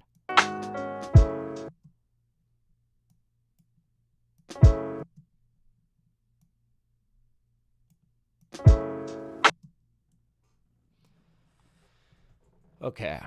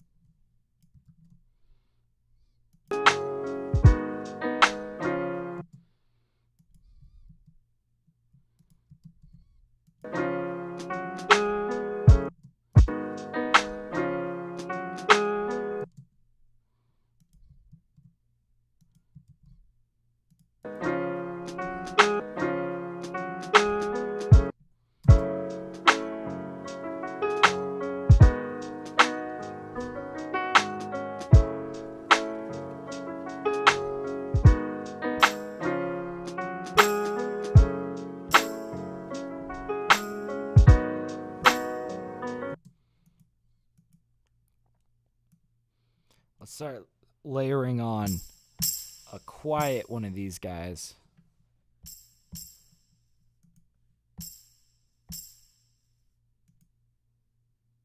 And maybe we'll have it slightly staggered behind the snare.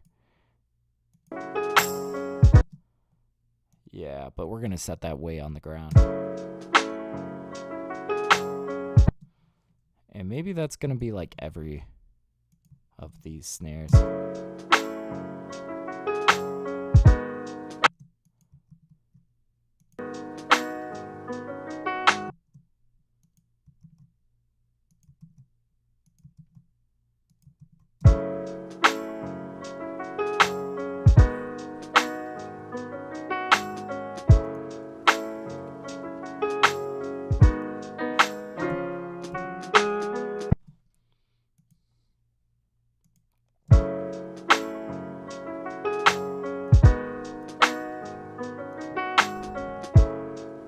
Here we go.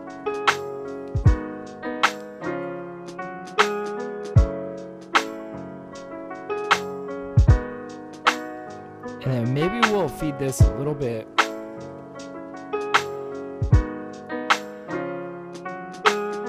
little bit into the reverb.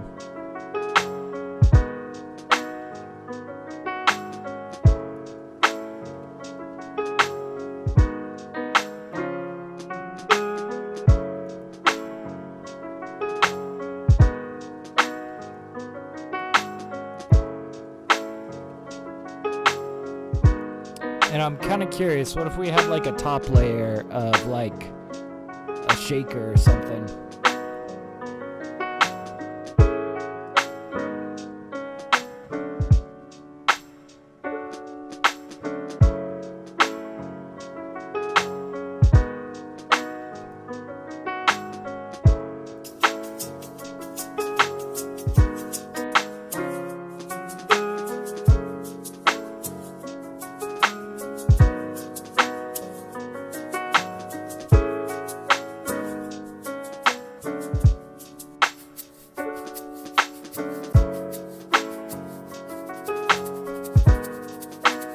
No.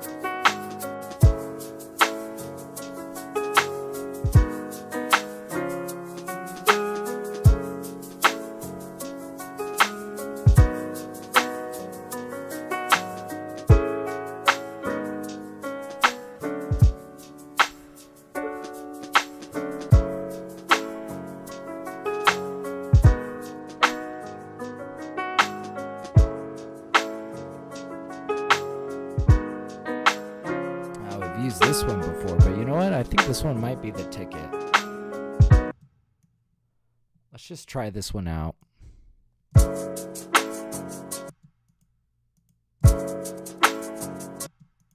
Oh wow, we really do have to do complex.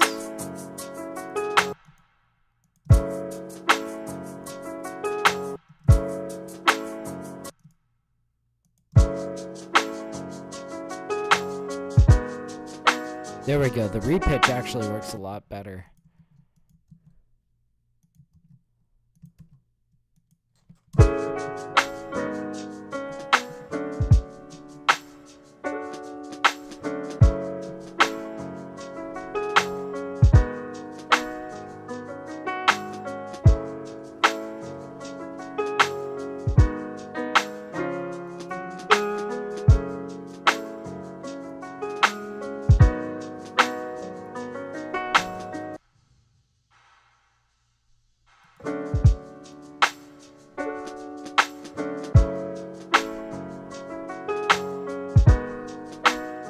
Here we go. Yeah.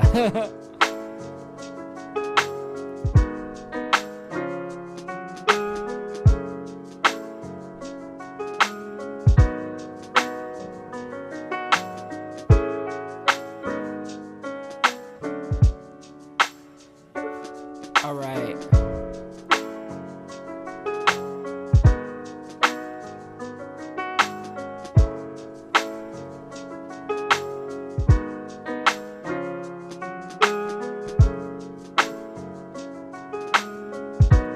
Start laying down a little bit of melody here.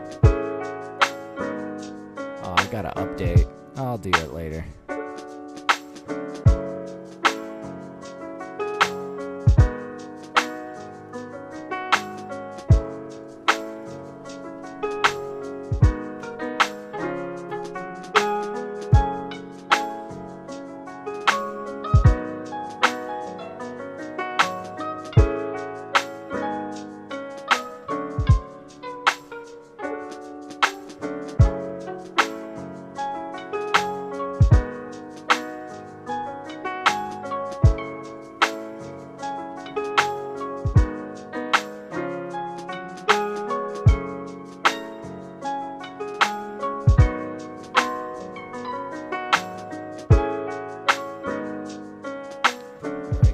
Yeah, jazzy bass, maybe.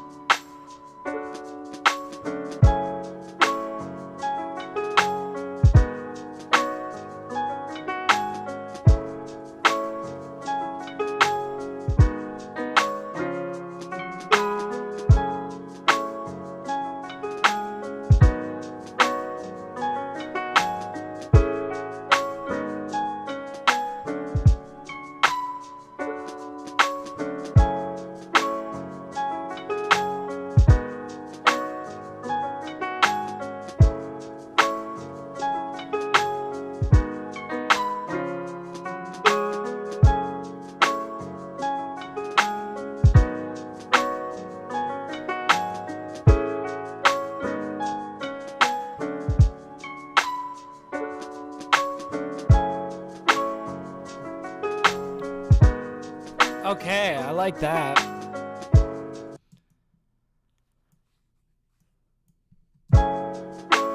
There we go. 73. Oh, you talking about the stage? I don't know. I haven't decided on electric piano yet.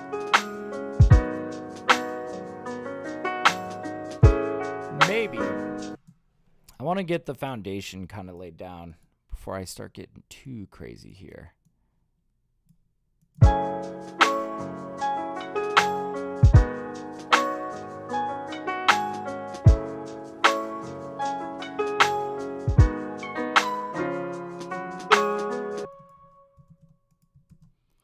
Maybe like, I'm almost feeling like finger cymbals might be appropriate here.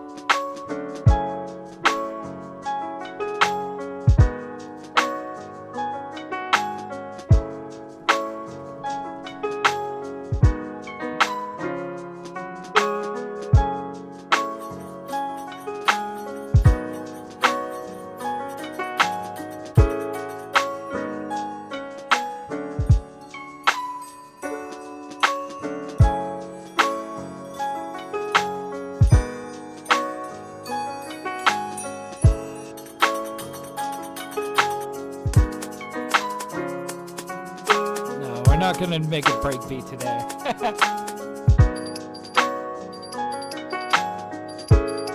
But I'm kind of hoping for something like this.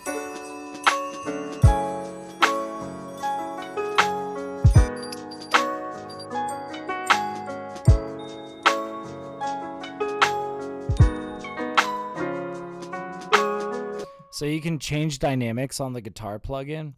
Yeah, and it literally just makes it louder or quieter. It's not anything too special.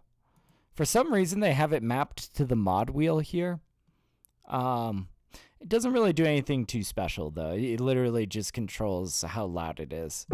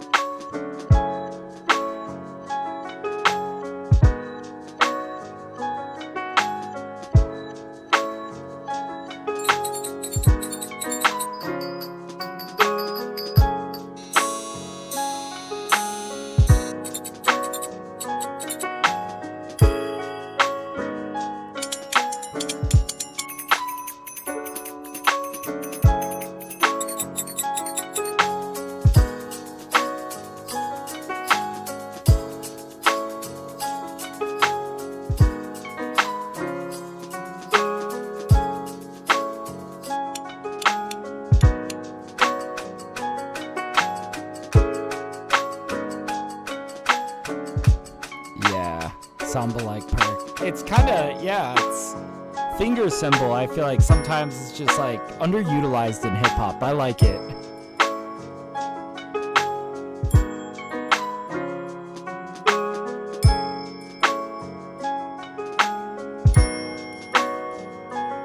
This is gonna sound too detuned though.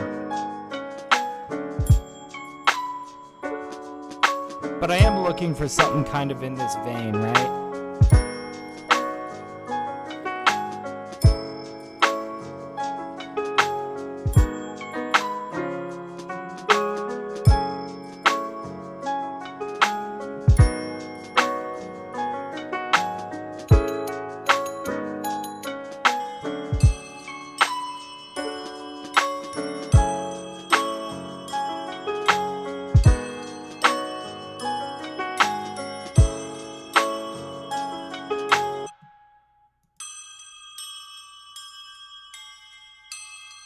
It's a little bit too tonal. I feel like that's going to be kind of an issue that we're running into. But yeah, Bossa Nova, it's totally that sort of vibe. Like, you get it.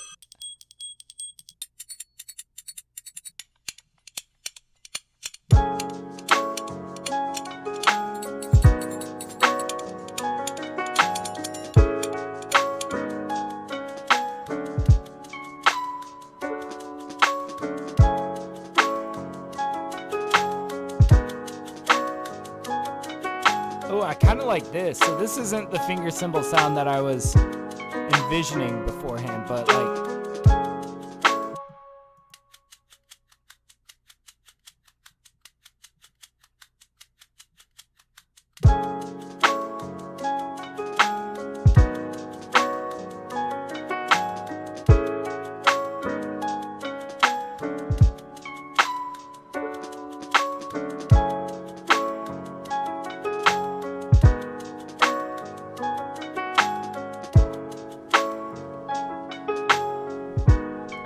I want to try compressing our drums a little bit.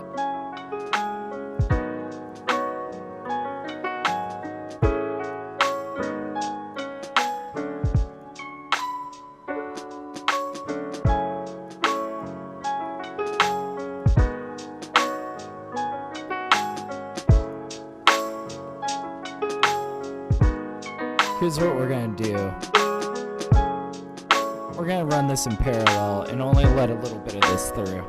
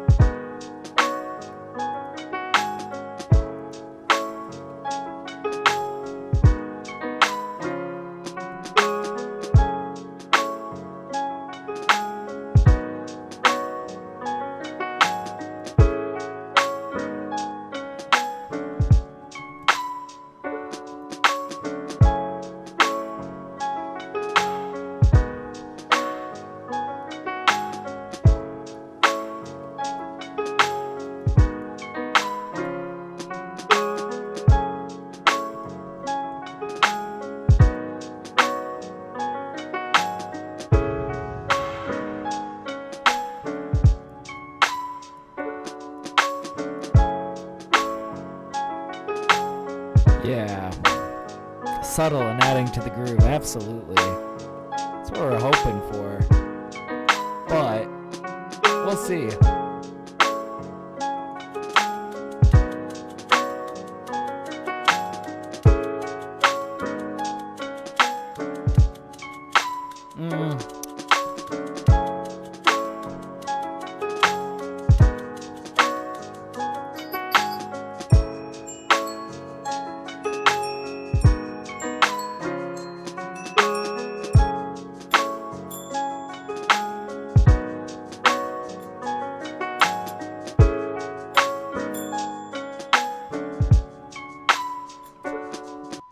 Might just take that one note.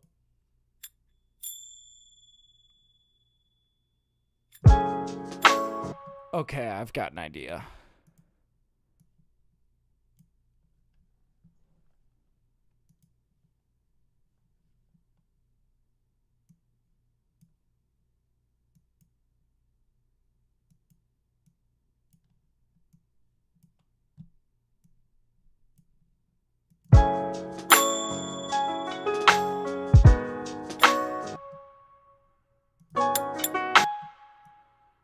I don't think we want any of that.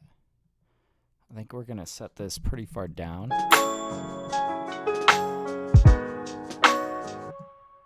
And I think we're also gonna pull out like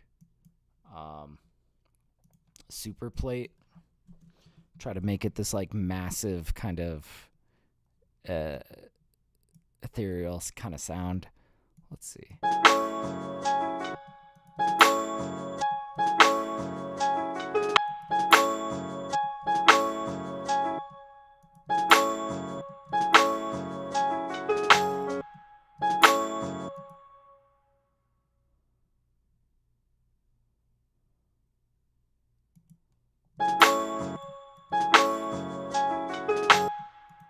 Interesting.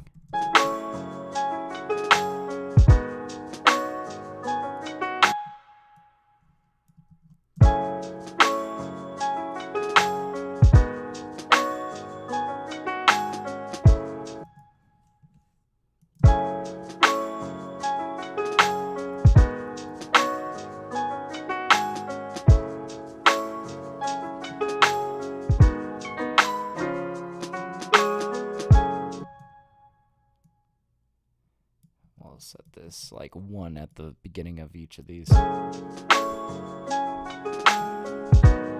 This is nice. I think we do gotta start thinking about bass.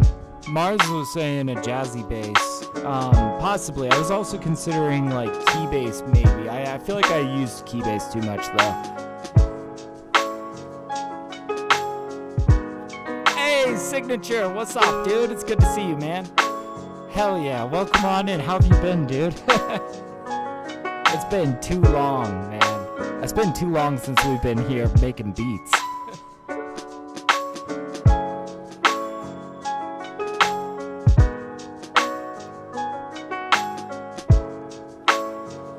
You know, we might go for more of like a funk bass here.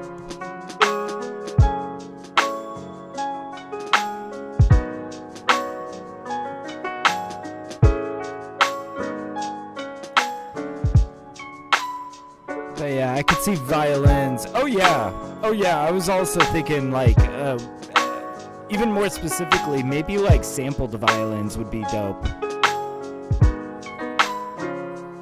I'm also kind of thinking sax.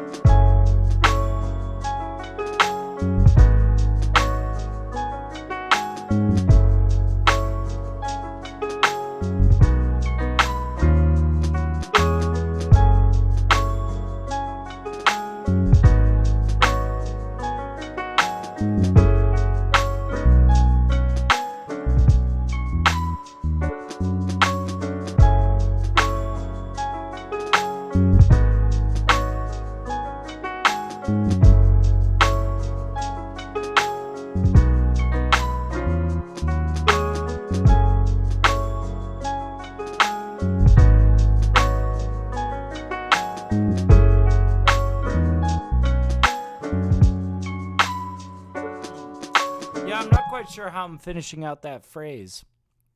I'm like trying to I don't know, find something more foundationally solid, but it's not quite coming yet. We'll keep messing with it. But yeah, I see Signature says too long. YouTube notifications up the creek. Good to see you back. Yeah. Yeah, I've been gone for like 2 weeks now. I was doing a training for my part-time job, and man, I've worked so much these past 2 weeks. So I'm like, oh, it feels good to be back on YouTube, man. But yeah, I see Gene says, yeah, Tap got the new. Pretty much.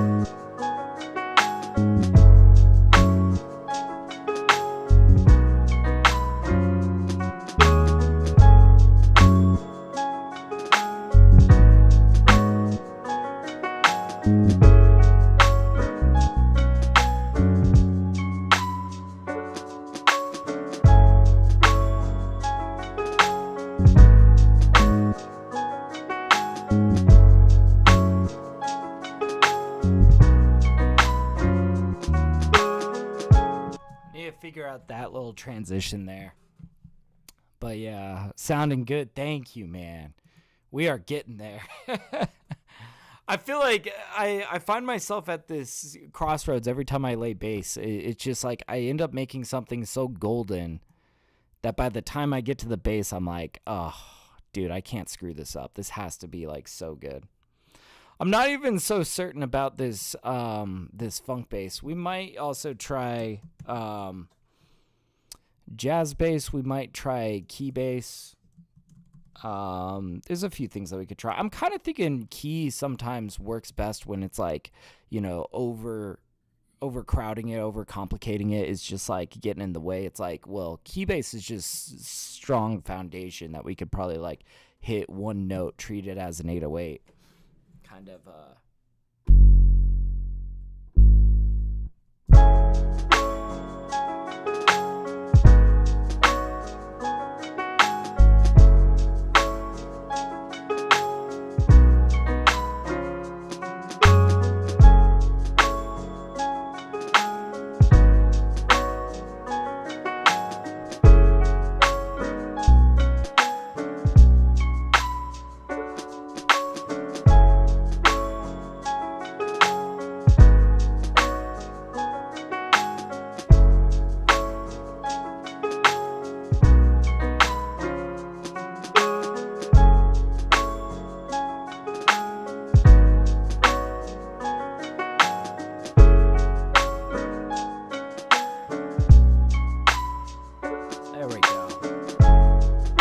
closer. But yeah, Sandra was saying, hope the training was good. Oh yeah, dude. I don't want to say too much about it, but of course, I told you guys I'm now a bud tender. I sell the weed. It's kind of nice. And I think what's really cool about it is they sent me home with a lot to sample. They were like, we need you familiar with all of our strains. So they sent me home with an ounce, 28 grams of 28 different strains. He sent me home with so much weed, dude. I don't even know how I'm going to get through it all. But I've been having a lot of fun. I really like the people I work with. It's a really cool, I don't know. I think I found like the coolest thing. But yeah, that's pretty much all I'll say about that. But it's like, man, I think I lucked out, you know?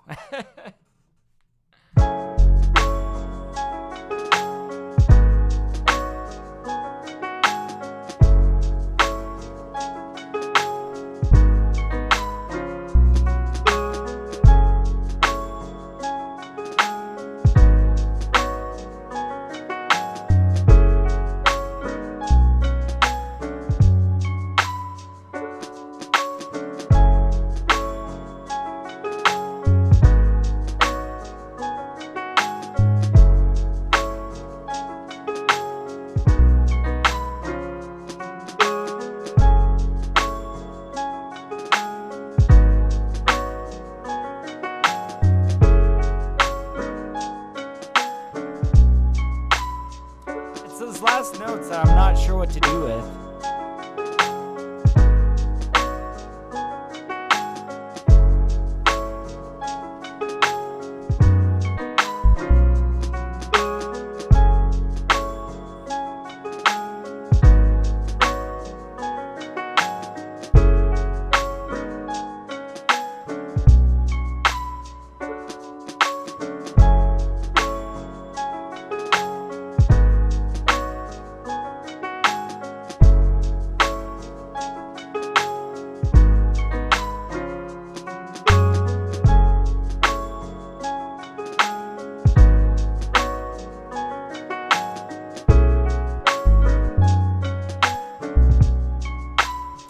I'm just not sure about that.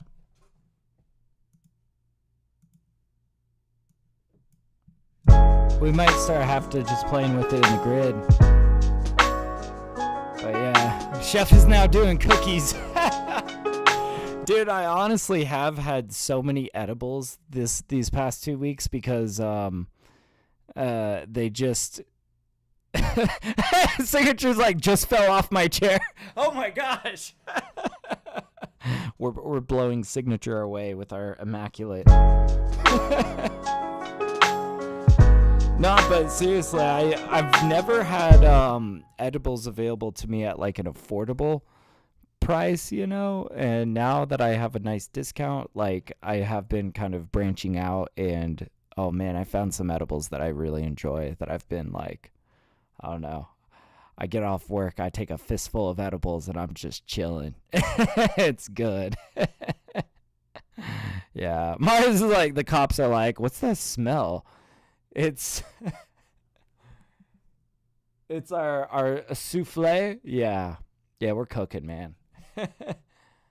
Yeah, last note of beat. Yeah, we got to figure out that connecting piece, you know.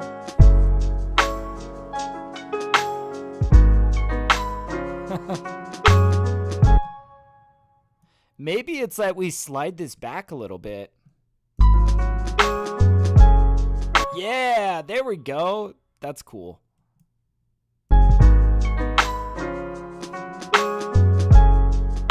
There we go. You think maybe I could just like try this? Oh no, the B side of this piano melody finishes slightly differently.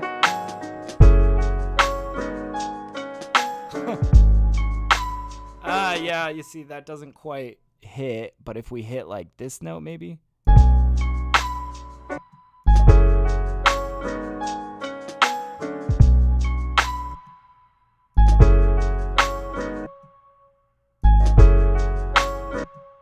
Bum bum bum.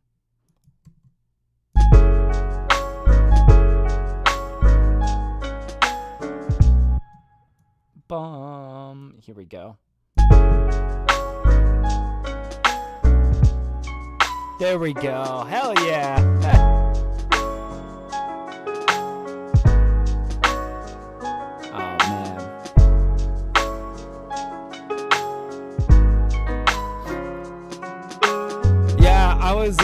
I was telling Mars and all them earlier, I feel like not streaming on YouTube is weird because this is such a social thing that I do every week, you know? And it's like, I don't know. I haven't seen the homies in a while. Like, yeah, I hope I never have to do 2-week breaks. At least not much, you know? It's like, I feel like 1 week is one thing, but 2 weeks is a long time. Hell yeah. Okay, we got this sounding good. Now I think we can move on.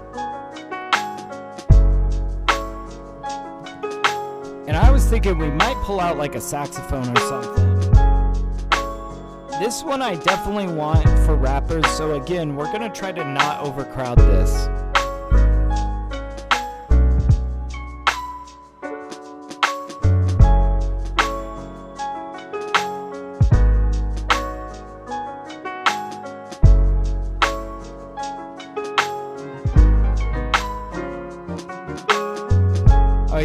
This was, I think we got a new sample pack here with some more sax material. That would be greatly appreciated.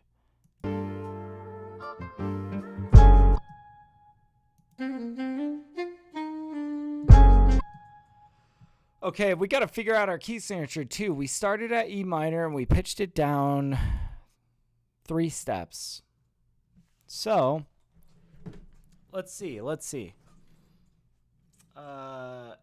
E minor, and then we go down 1, 2, 3. We are in D flat minor.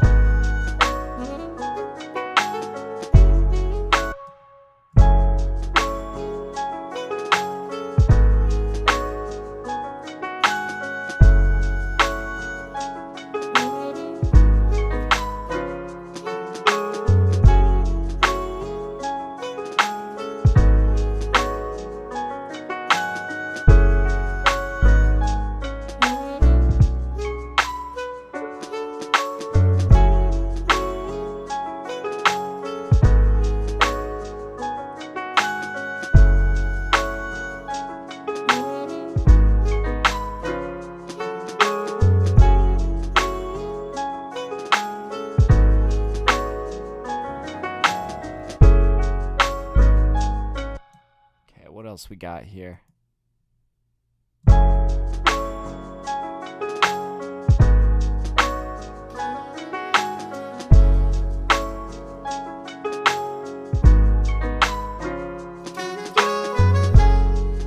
Oh, I like that.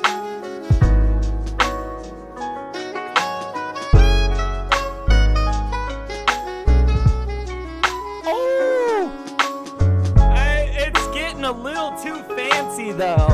It's getting a little too fancy. There's some gold in here though. Oh. You see, I like ba-da-ba-da-da-da, and we keep that. I see Mars was saying that don't make no sense. It kind of didn't, but like there were parts of this that are gold, right? Oh man, yeah, sacrifice to get the brand up.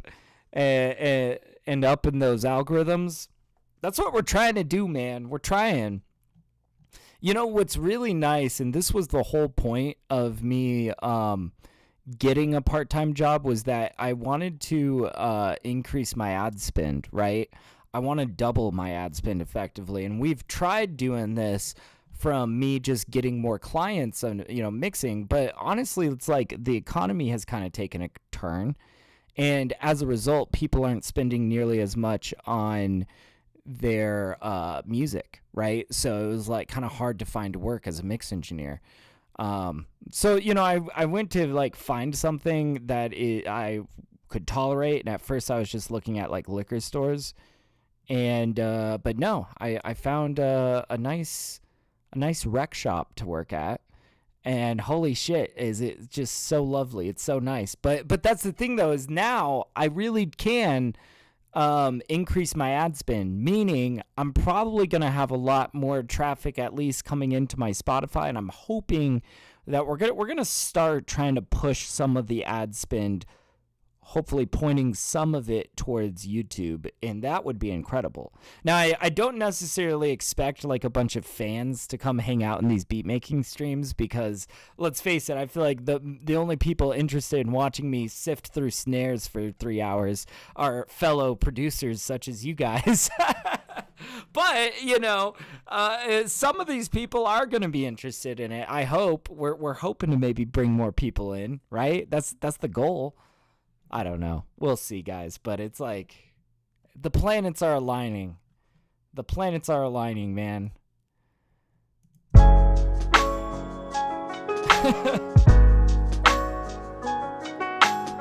I don't know. I mostly do these streams because they're fun to me and I like hanging out with you guys, you know? I don't expect these streams to like make me super famous or anything, but I like having a sense of community, right? I like the community that it builds. I like, you know, having that as a regular part of my week.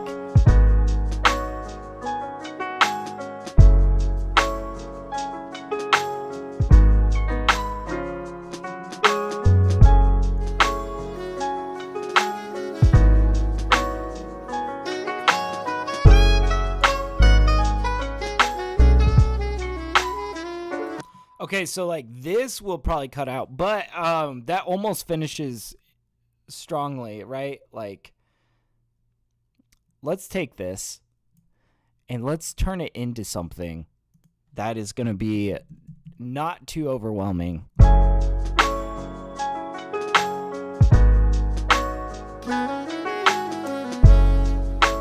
Like, I don't think we need that, but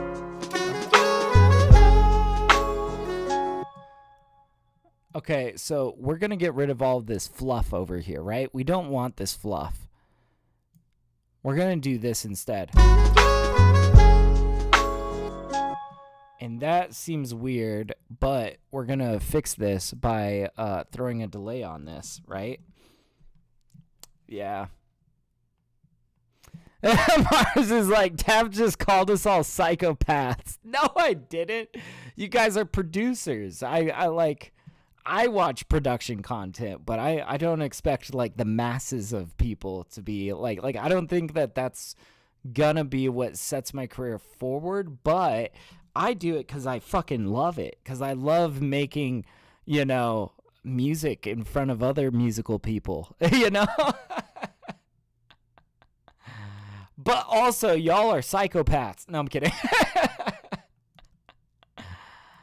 I got jokes. I got jokes.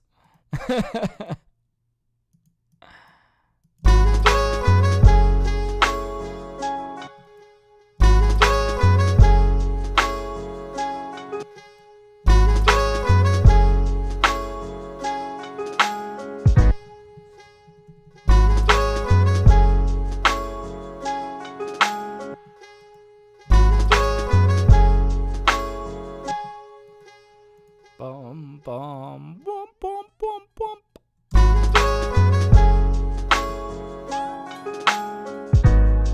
I don't know. That's kind of crazy. Yeah, Gene says sponsors might send you plugins to test based on Spotify traction. You know, actually, Gene, where do I have that thing? I have gotten sent stuff. I got this. I don't know if you guys remember when I made a beat on this Sonido tempo key. This has become my travel MIDI, and it's super nice. They didn't pay me for a review. They just said, hey, we'll give you one of these if you review it on your stream. And I was like, you know what? I could use a MIDI keyboard that is travel sized. Send. Yes, please. And it was really great. I kind of hope maybe one day I could get more plugins and random pieces of gear. of course, I feel like if I do, there's always that, you're towing the line of like, of course, I think that there's a certain toxicity to people that do gear reviews and the audience that watches, right? Where it's like, if you're getting paid to do reviews, people are like, oh, you're a shill, but also it's like, man, free gear is awesome, right? I don't know. I think in my mind, I would be down to do more like gear reviews so long as it's gear that I'm actually interested in and would use. And if I do gear reviews, I need to be I need to be like brutally honest in that if what I'm using sucks, then I need to like be really upfront about it. This guy, the takeaway was, yeah, there are some problems with it. Doesn't have a ton of dynamic range. The pads aren't the greatest, but it's $100 MIDI keyboard. And I think for the price point, it's a brilliant little travel-sized MIDI, That was kind of the takeaway of the review that I gave this guy. But I don't know, man. Like I would love to do more like gear reviews. It's awesome. Yeah. I also got you guys know that one distortion plugin, the Nani distortion, and it's got like anime girls, and if you turn the distortion up too much, like their tits bust out. I actually got a free copy of the Nani plugin from the guy that made it. Just because I was like, hey, I'm a streamer. Like, you mind if I cop it? Like, he was giving away free keys, and he ran out of keys, and I was like, oh, dang, I wanted to use this on stream later. He was like, oh, well, I'll just give you a key. I was like, thank you. And somebody in my stream actually did buy the Nani plugin because they just thought it was funny. But yeah, I see Mars was saying, yeah, that's cool. I think so too. They'll pump up gear that may not be that good just because they have access. And that's the thing is I never want to be that guy that's just like, just blatantly shilling stuff. But also I'm a human. I like gear. Of course, if companies want to send me gear, if it's stuff that I think I would use, I would love to, take it on. But I will say, if I ever am doing reviews like that, you guys will know ahead of time exactly how I was compensated, whether I was paid to do a review or if I, was given a piece of gear. I want to disclose that, right?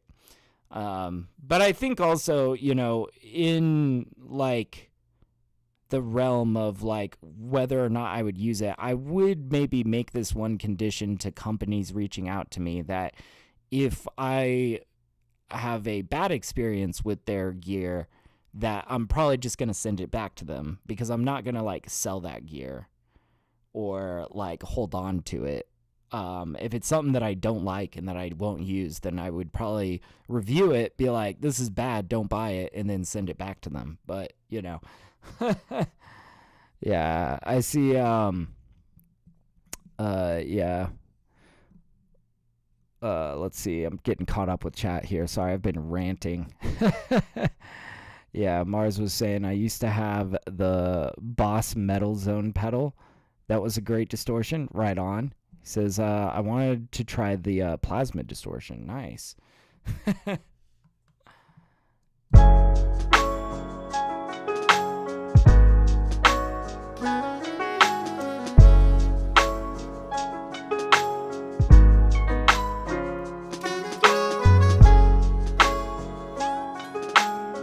Okay, so I don't think we're going to do that.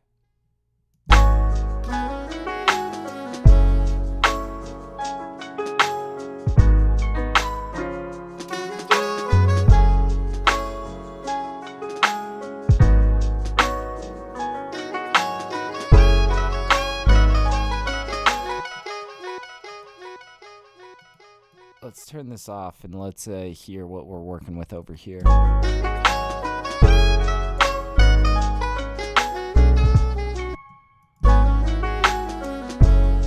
That's the ending note that we need to hit.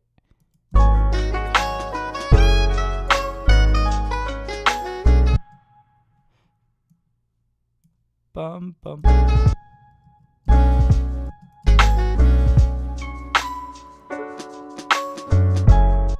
Okay, there we go. Fixed it. You see, we got rid of all the nonsense that didn't really make sense. And we're keeping just the good stuff. Let's start applying more reverb to this.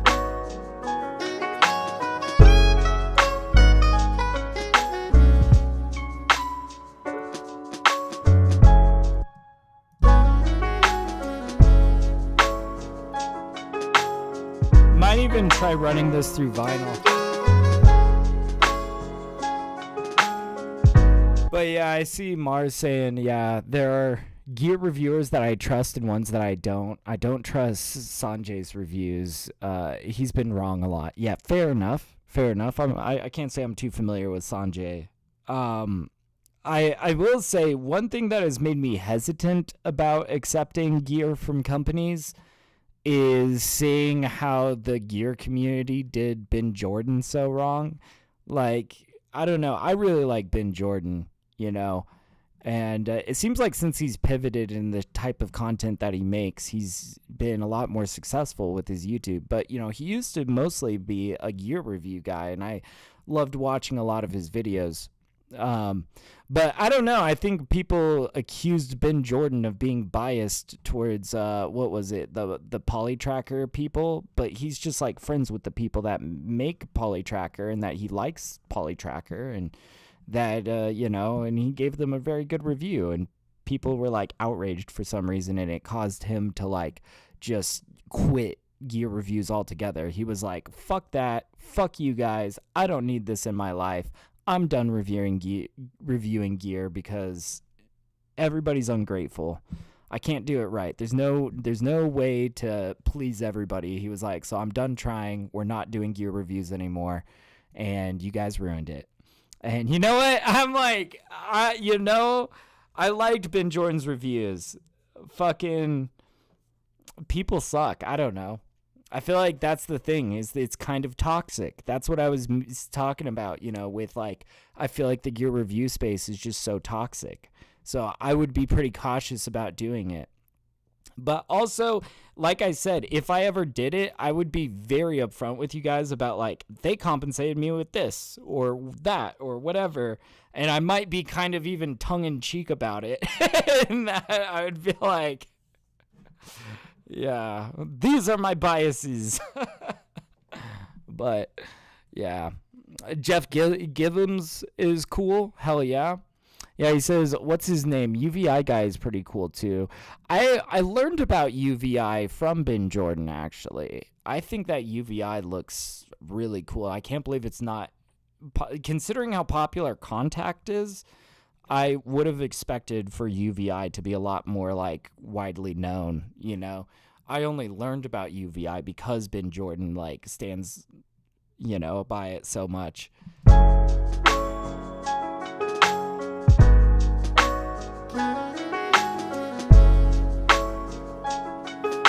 Let's maybe pull out a vinyl.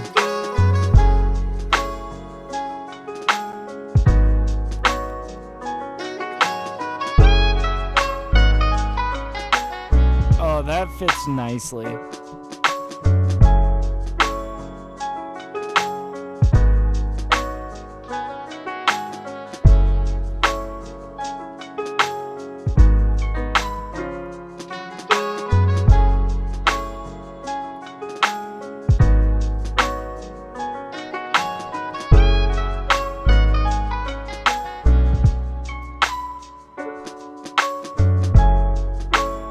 There we go.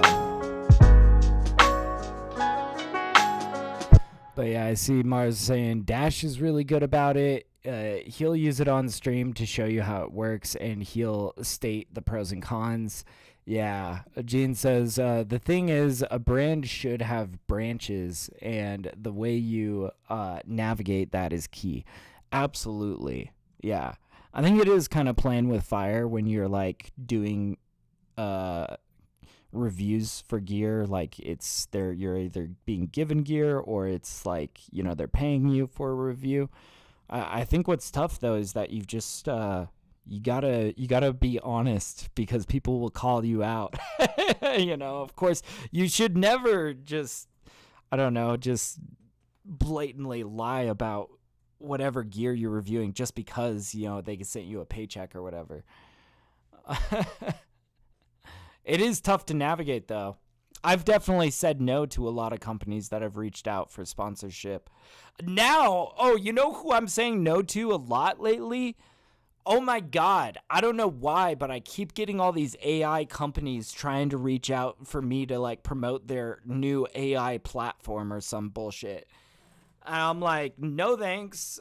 I'd rather cut my dick off with a rusty screwdriver than do that. Sorry for the visual. I'm like, no, fuck these AI companies. I'm not down with them. Too many people simped for Pioneer, and their prices have been bloated for decades. That valid, based. Yeah.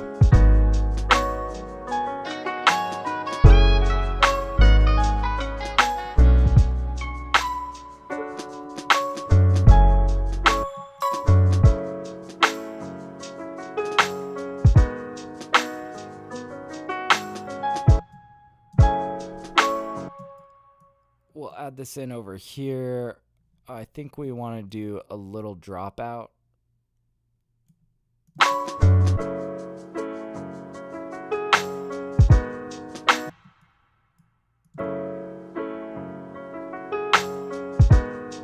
There we go. And do we want to bring over the keybase? Maybe we do.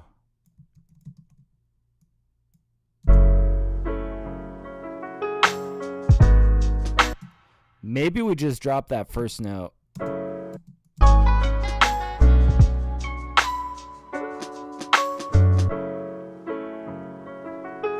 Oh, let's get rid of that pickup note.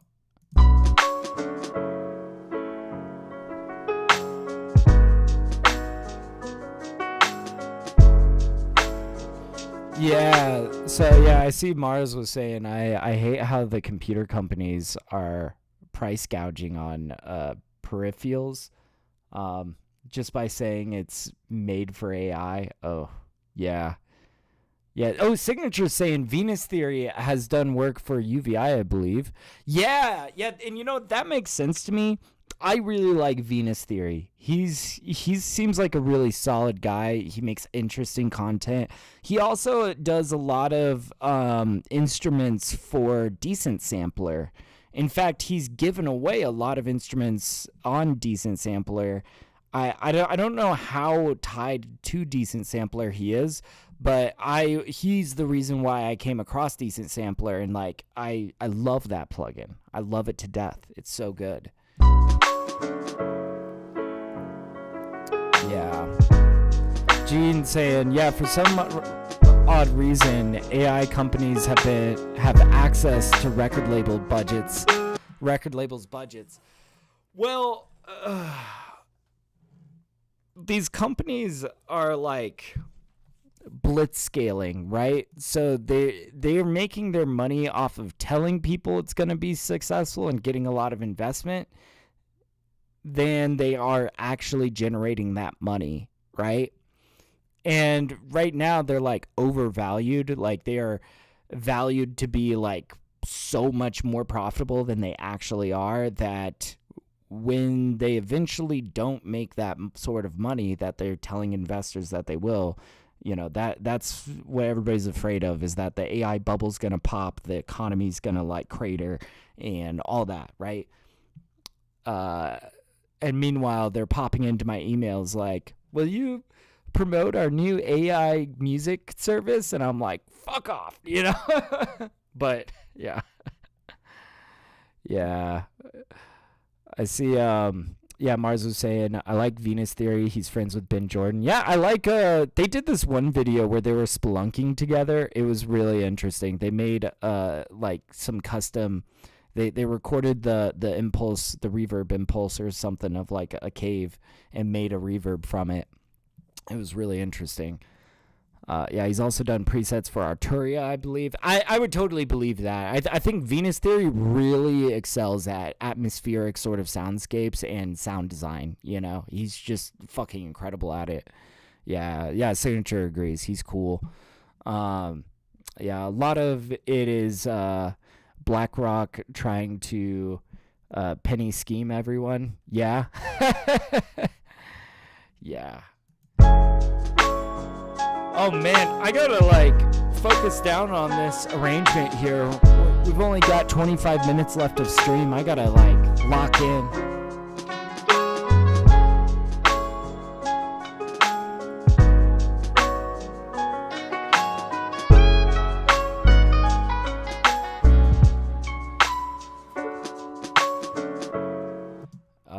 Let's get some strings in here. What was that sample pack? Yeah, Sampled Soul. I've been really enjoying a lot of stuff here. Let's see if they have strings that we could sample. They have sitar. Ooh. Strings. Here we go.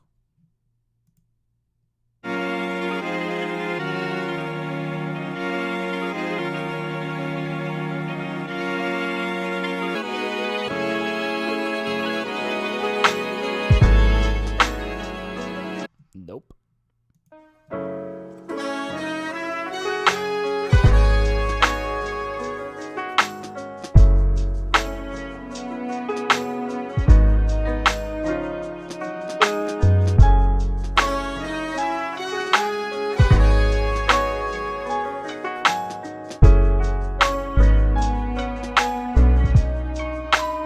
Not quite right, but like it's fixable.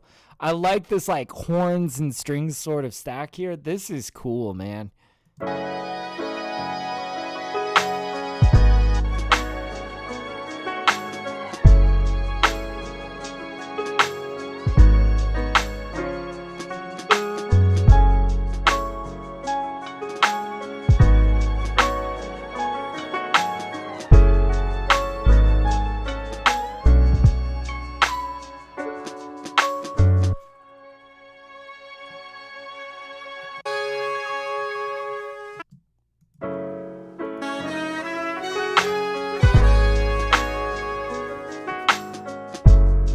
Alright, hear me out on this. Yeah, I saw Signature was like, yikes! I know. I think this is fixable, though. This is, like, so golden. I really want to play with this. We'll really turn this down. Yeah, I see Mars says, yeah, everyone brushes people off when they bring up BlackRock, but they are truly evil company. No, I do agree, man. I think private equity is taking over, man, and it is. I don't know how that bodes for capitalism, man. It's kind of freaky.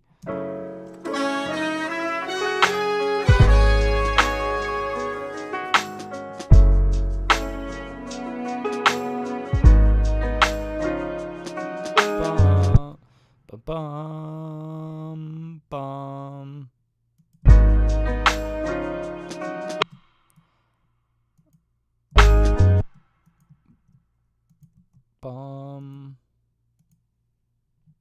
We're gonna pitch this down to get that resolve, and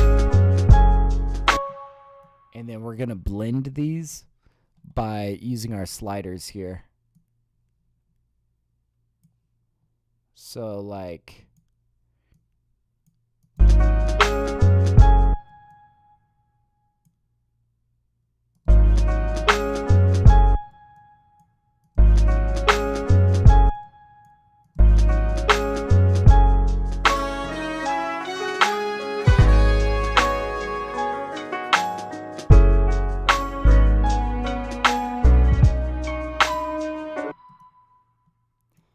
Bum, bum, bum, bum.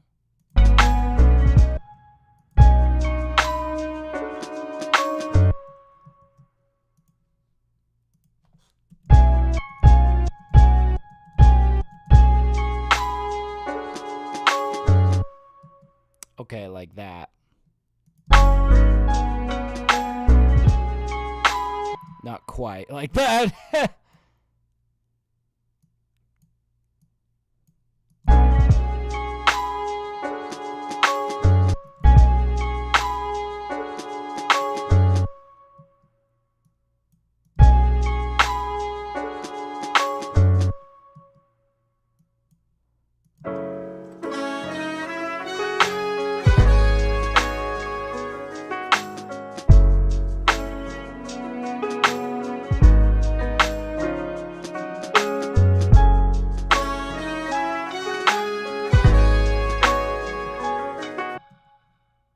Let's try to get this sounding a little bit more wet. We're going to use Vocal Pawpaw to give it a little bit of ambience. Now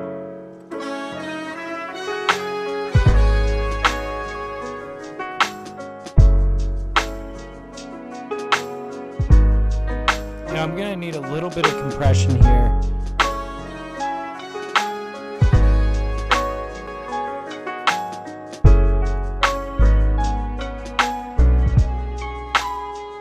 Yeah, that doesn't quite fit together right yet. Reminds me of the end of a Shaft movie. Yeah? I can't say I've really seen any of the Shaft movies, so...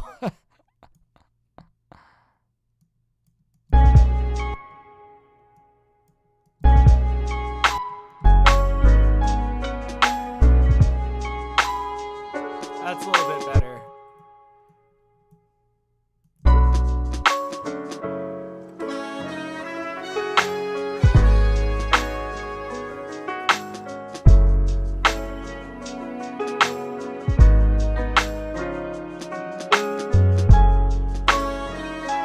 Hey, Chocolate, what's up, man? He says, geez, bummer algorithm. Oh, did you not get the notification? I tried to schedule this stream out like well ahead of time so that you guys would see the notification. I hoped that it sent. But if you are like, man, why haven't I seen you in the last 2 weeks? I was gone for 2 weeks. I did have like training for my new part-time job. Yeah, he says, nope. Ah, man. Okay. So scheduling out further ahead of time does not guarantee notifications. Now I have to do some research and see. He says, yeah, I saw it. Okay, cool. Okay, as long as you're seeing notifications, then I'm happy. but yeah, I have been gone for a little minute now, but doing good things though. Doing good things. I see Gene was saying I feel that when your only goal is next quarter profit margin, you can only have a predatory mindset until there is nothing to feed off. You know? Yeah. Yeah, man. That is the entire problem here, basically. But yeah, Chocolate, how have you been, man? It's been a minute. It's good to see you.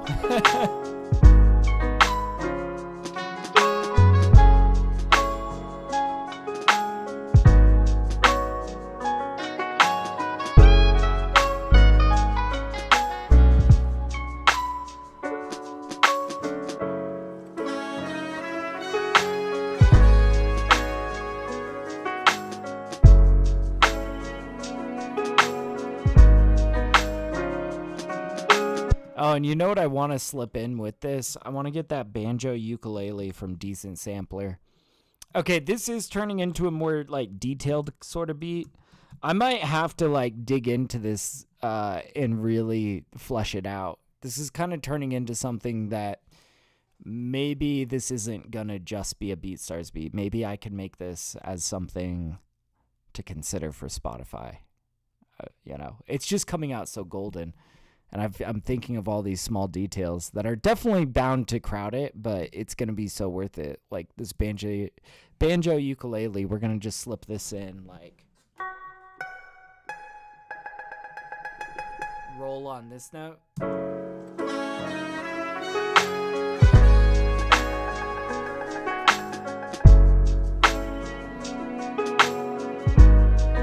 Yeah, because it sounds like there's a little bit of a ukulele in here.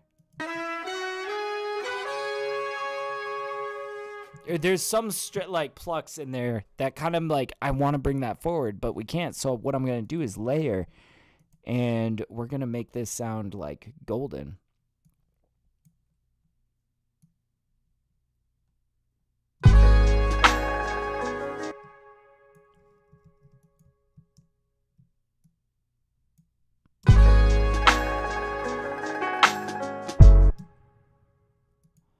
And I think, like, here's what we're going to do.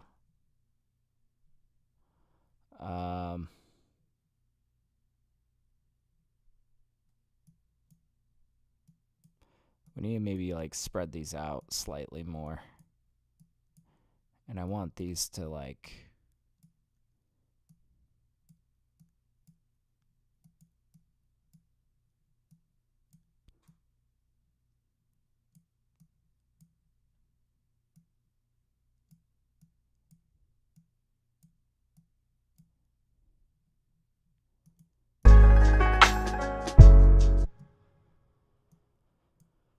Okay, let's get involved in these dynamics.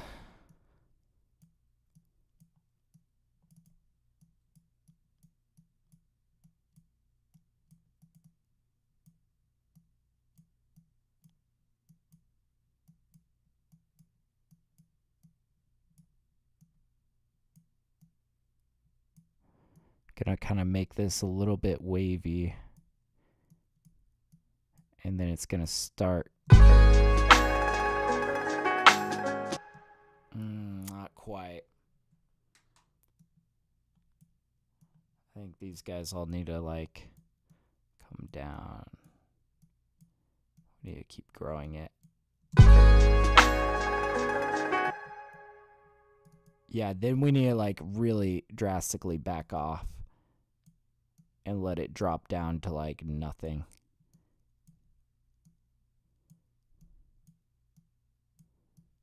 We're gonna let this like really drop off. We might even get rid of some of these notes over here.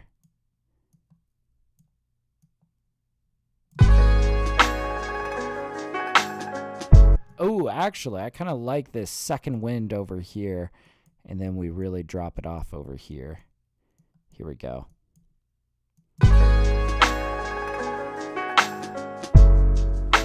There we go. Nice! Hell yeah. Oh, man. Yeah, Gene says, tap, you serve us right. Thank you. Oh, man, this is such a cool track. You can quantize and then spread the notes out with the feature.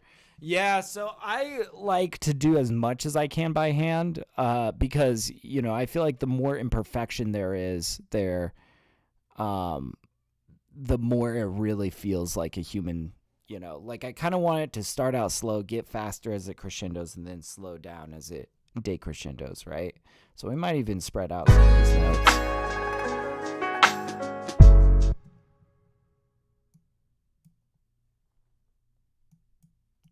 Like, kind of like this.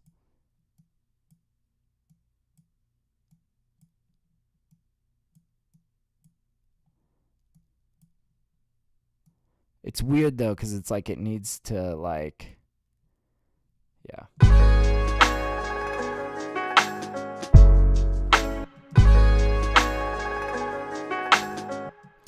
Yeah, you can also ramp the velocity to one side, I mean. What do you mean by that? Ramp the velocity?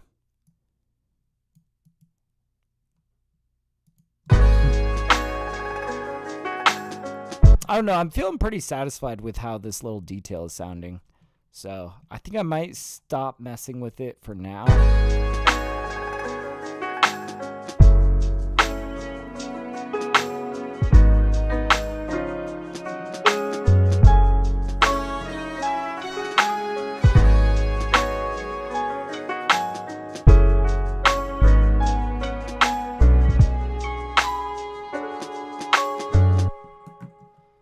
We might even strip this down a little bit.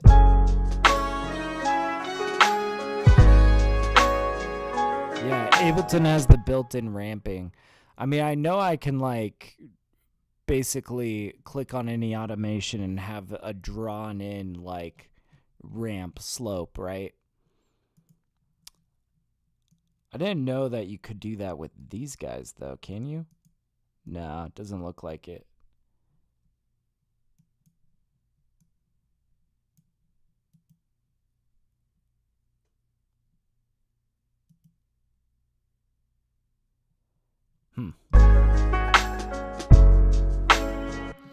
Yeah, you can ramp it up or down however much you want.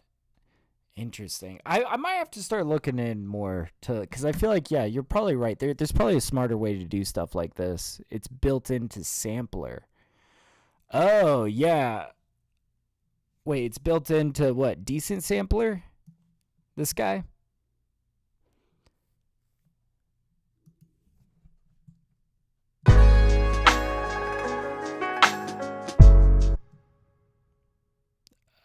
Yeah, he says no, it's built into the sampler. I forgot the hotkeys. Interesting.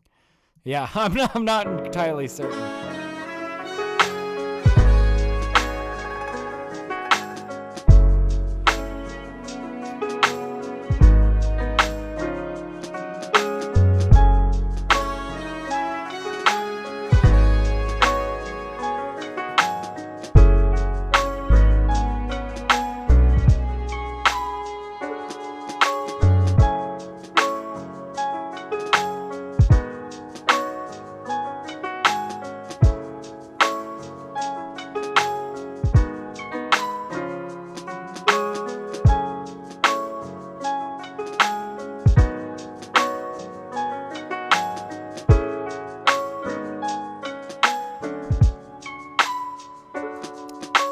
It also allows you to flam.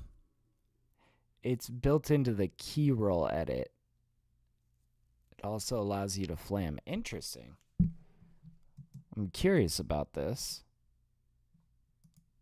So you're saying somewhere in this menu, I can like ramp.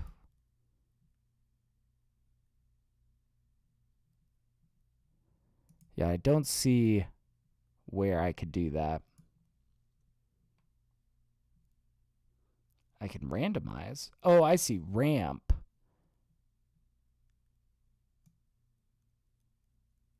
Oh, interesting. Okay. Okay, I see what you're saying here. I still feel like I like the sort of curve and free-formedness of this, right? I feel like this feels a lot more natural than, you know, doing something like this. But I see what you're saying. That's interesting. I feel like I learned something new about I feel like I learned something new about Ableton every time I go live with you guys hanging out here.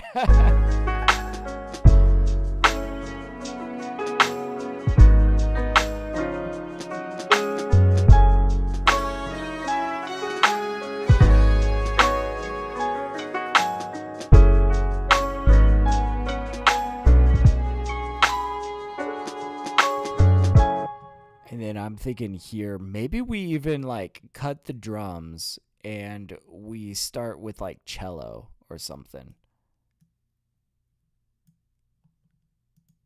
Maybe we even like drop that out.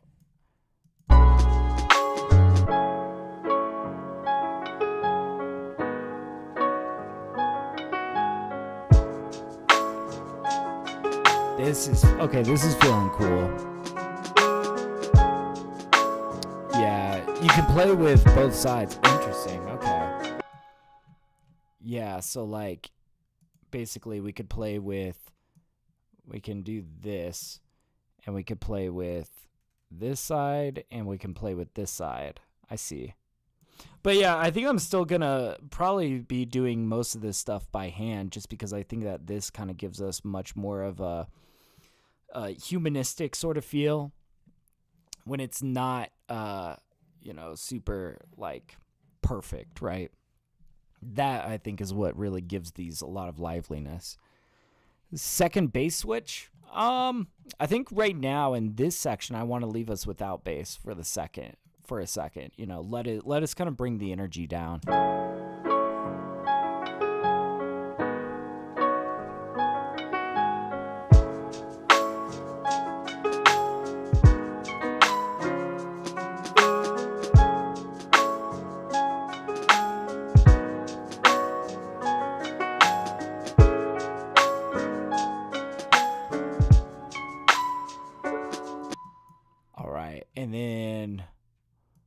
probably going to bring them back around to this guy.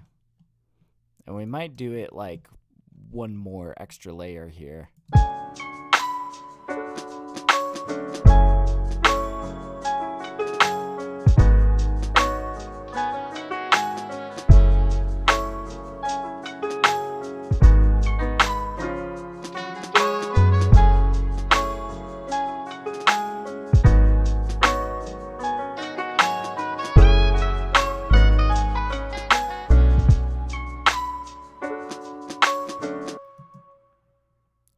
There's like so much gold here.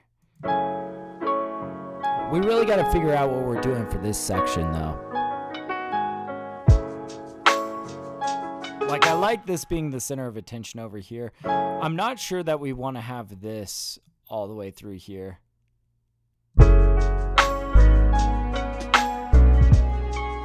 Maybe we just have it at the end over here.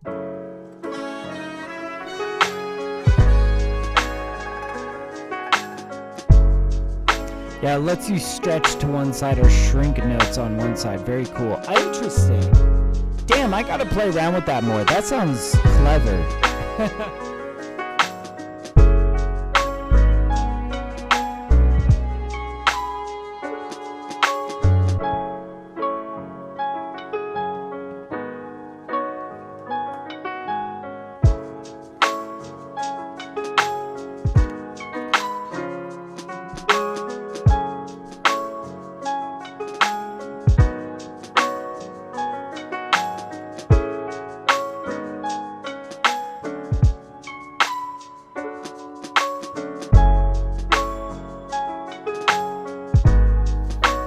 Man, if we could get like a sick steel guitar in here. I mean, I know I could pull out my plugin and do like a couple of bends. I want to explore sample material though, see if there's going to be something more nuanced and interesting than just the simple bend that I would be dressing in with my plugin, you know? Let's see. This sample pack has been pretty cool so far. Maybe we'll see if they have guitar in here, if that's gonna sound cool.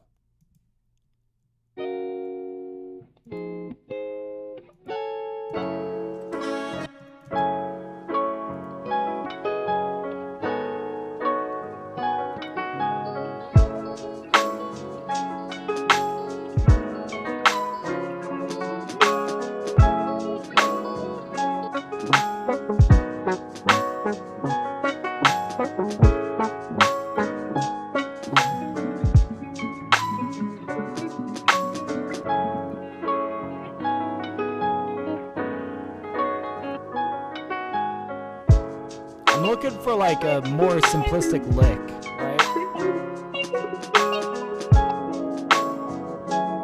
Not so much chord progressions.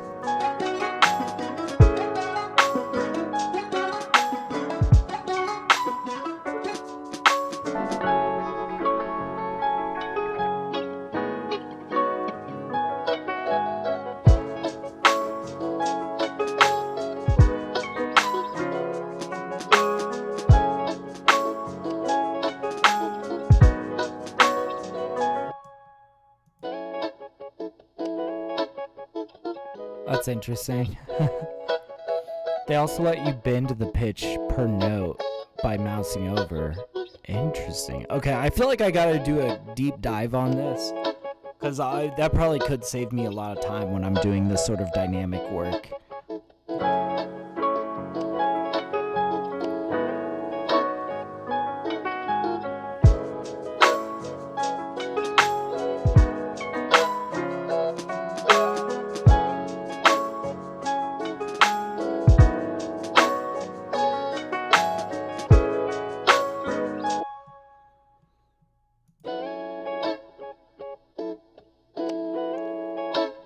Oh, I kind of like this.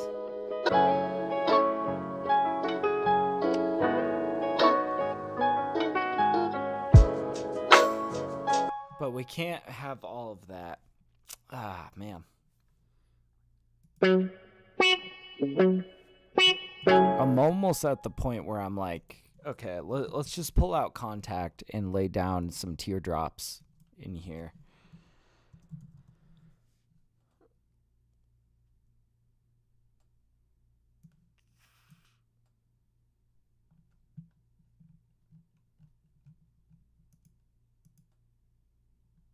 Oh, wait, you know what? I like using contact 7. That's right. Yeah. Here we go. Here we go. We're going to just like lay down a few like teardrops in here. And it could be part of something bigger that we'll build on.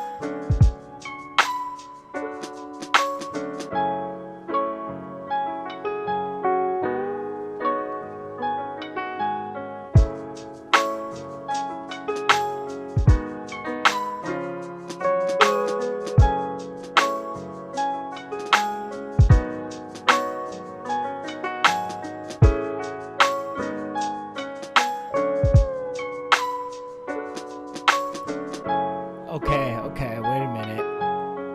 I think I figured out exactly where we want our teardrops to be at. So I like this guy.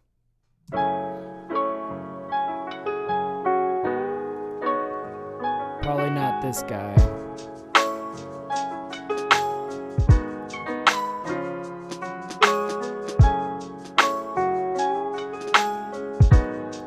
There we go.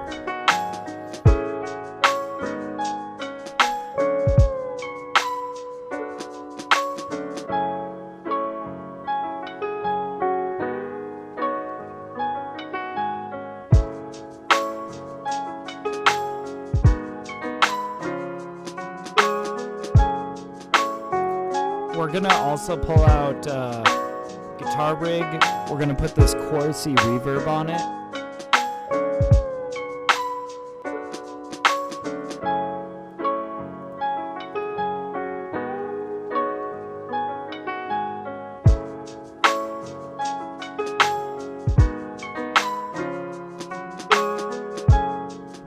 And then we're gonna kind of compress this a little bit.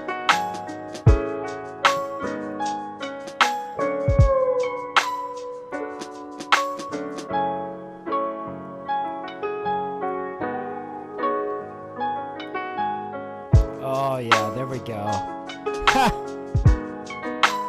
All right, well, we got kind of most of a beat. I'm gonna want to do a little bit of extra work probably later this evening to really flesh this out. But for all intents and purposes, let's listen to this while we save it. Hear what we got here. We're on song 1162. Oh wait, no we're not. We're on 1163. Oh. Why did Ableton close? That was weird. Okay, there we go.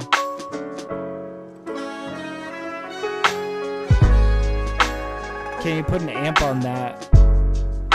Ableton amp. On the guitar? That might be something worth experimenting with. In terms of amps, I've really been enjoying Ampeg, the SVTVR. I've been playing around with that on drums lately. But I don't know, this is all stuff that might have to be saved for the mix.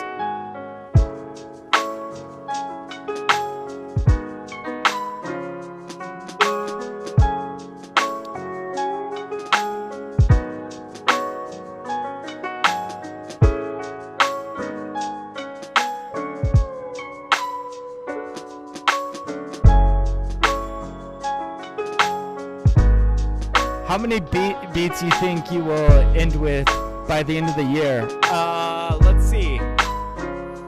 think I stack usually about 200 beats in a year, maybe.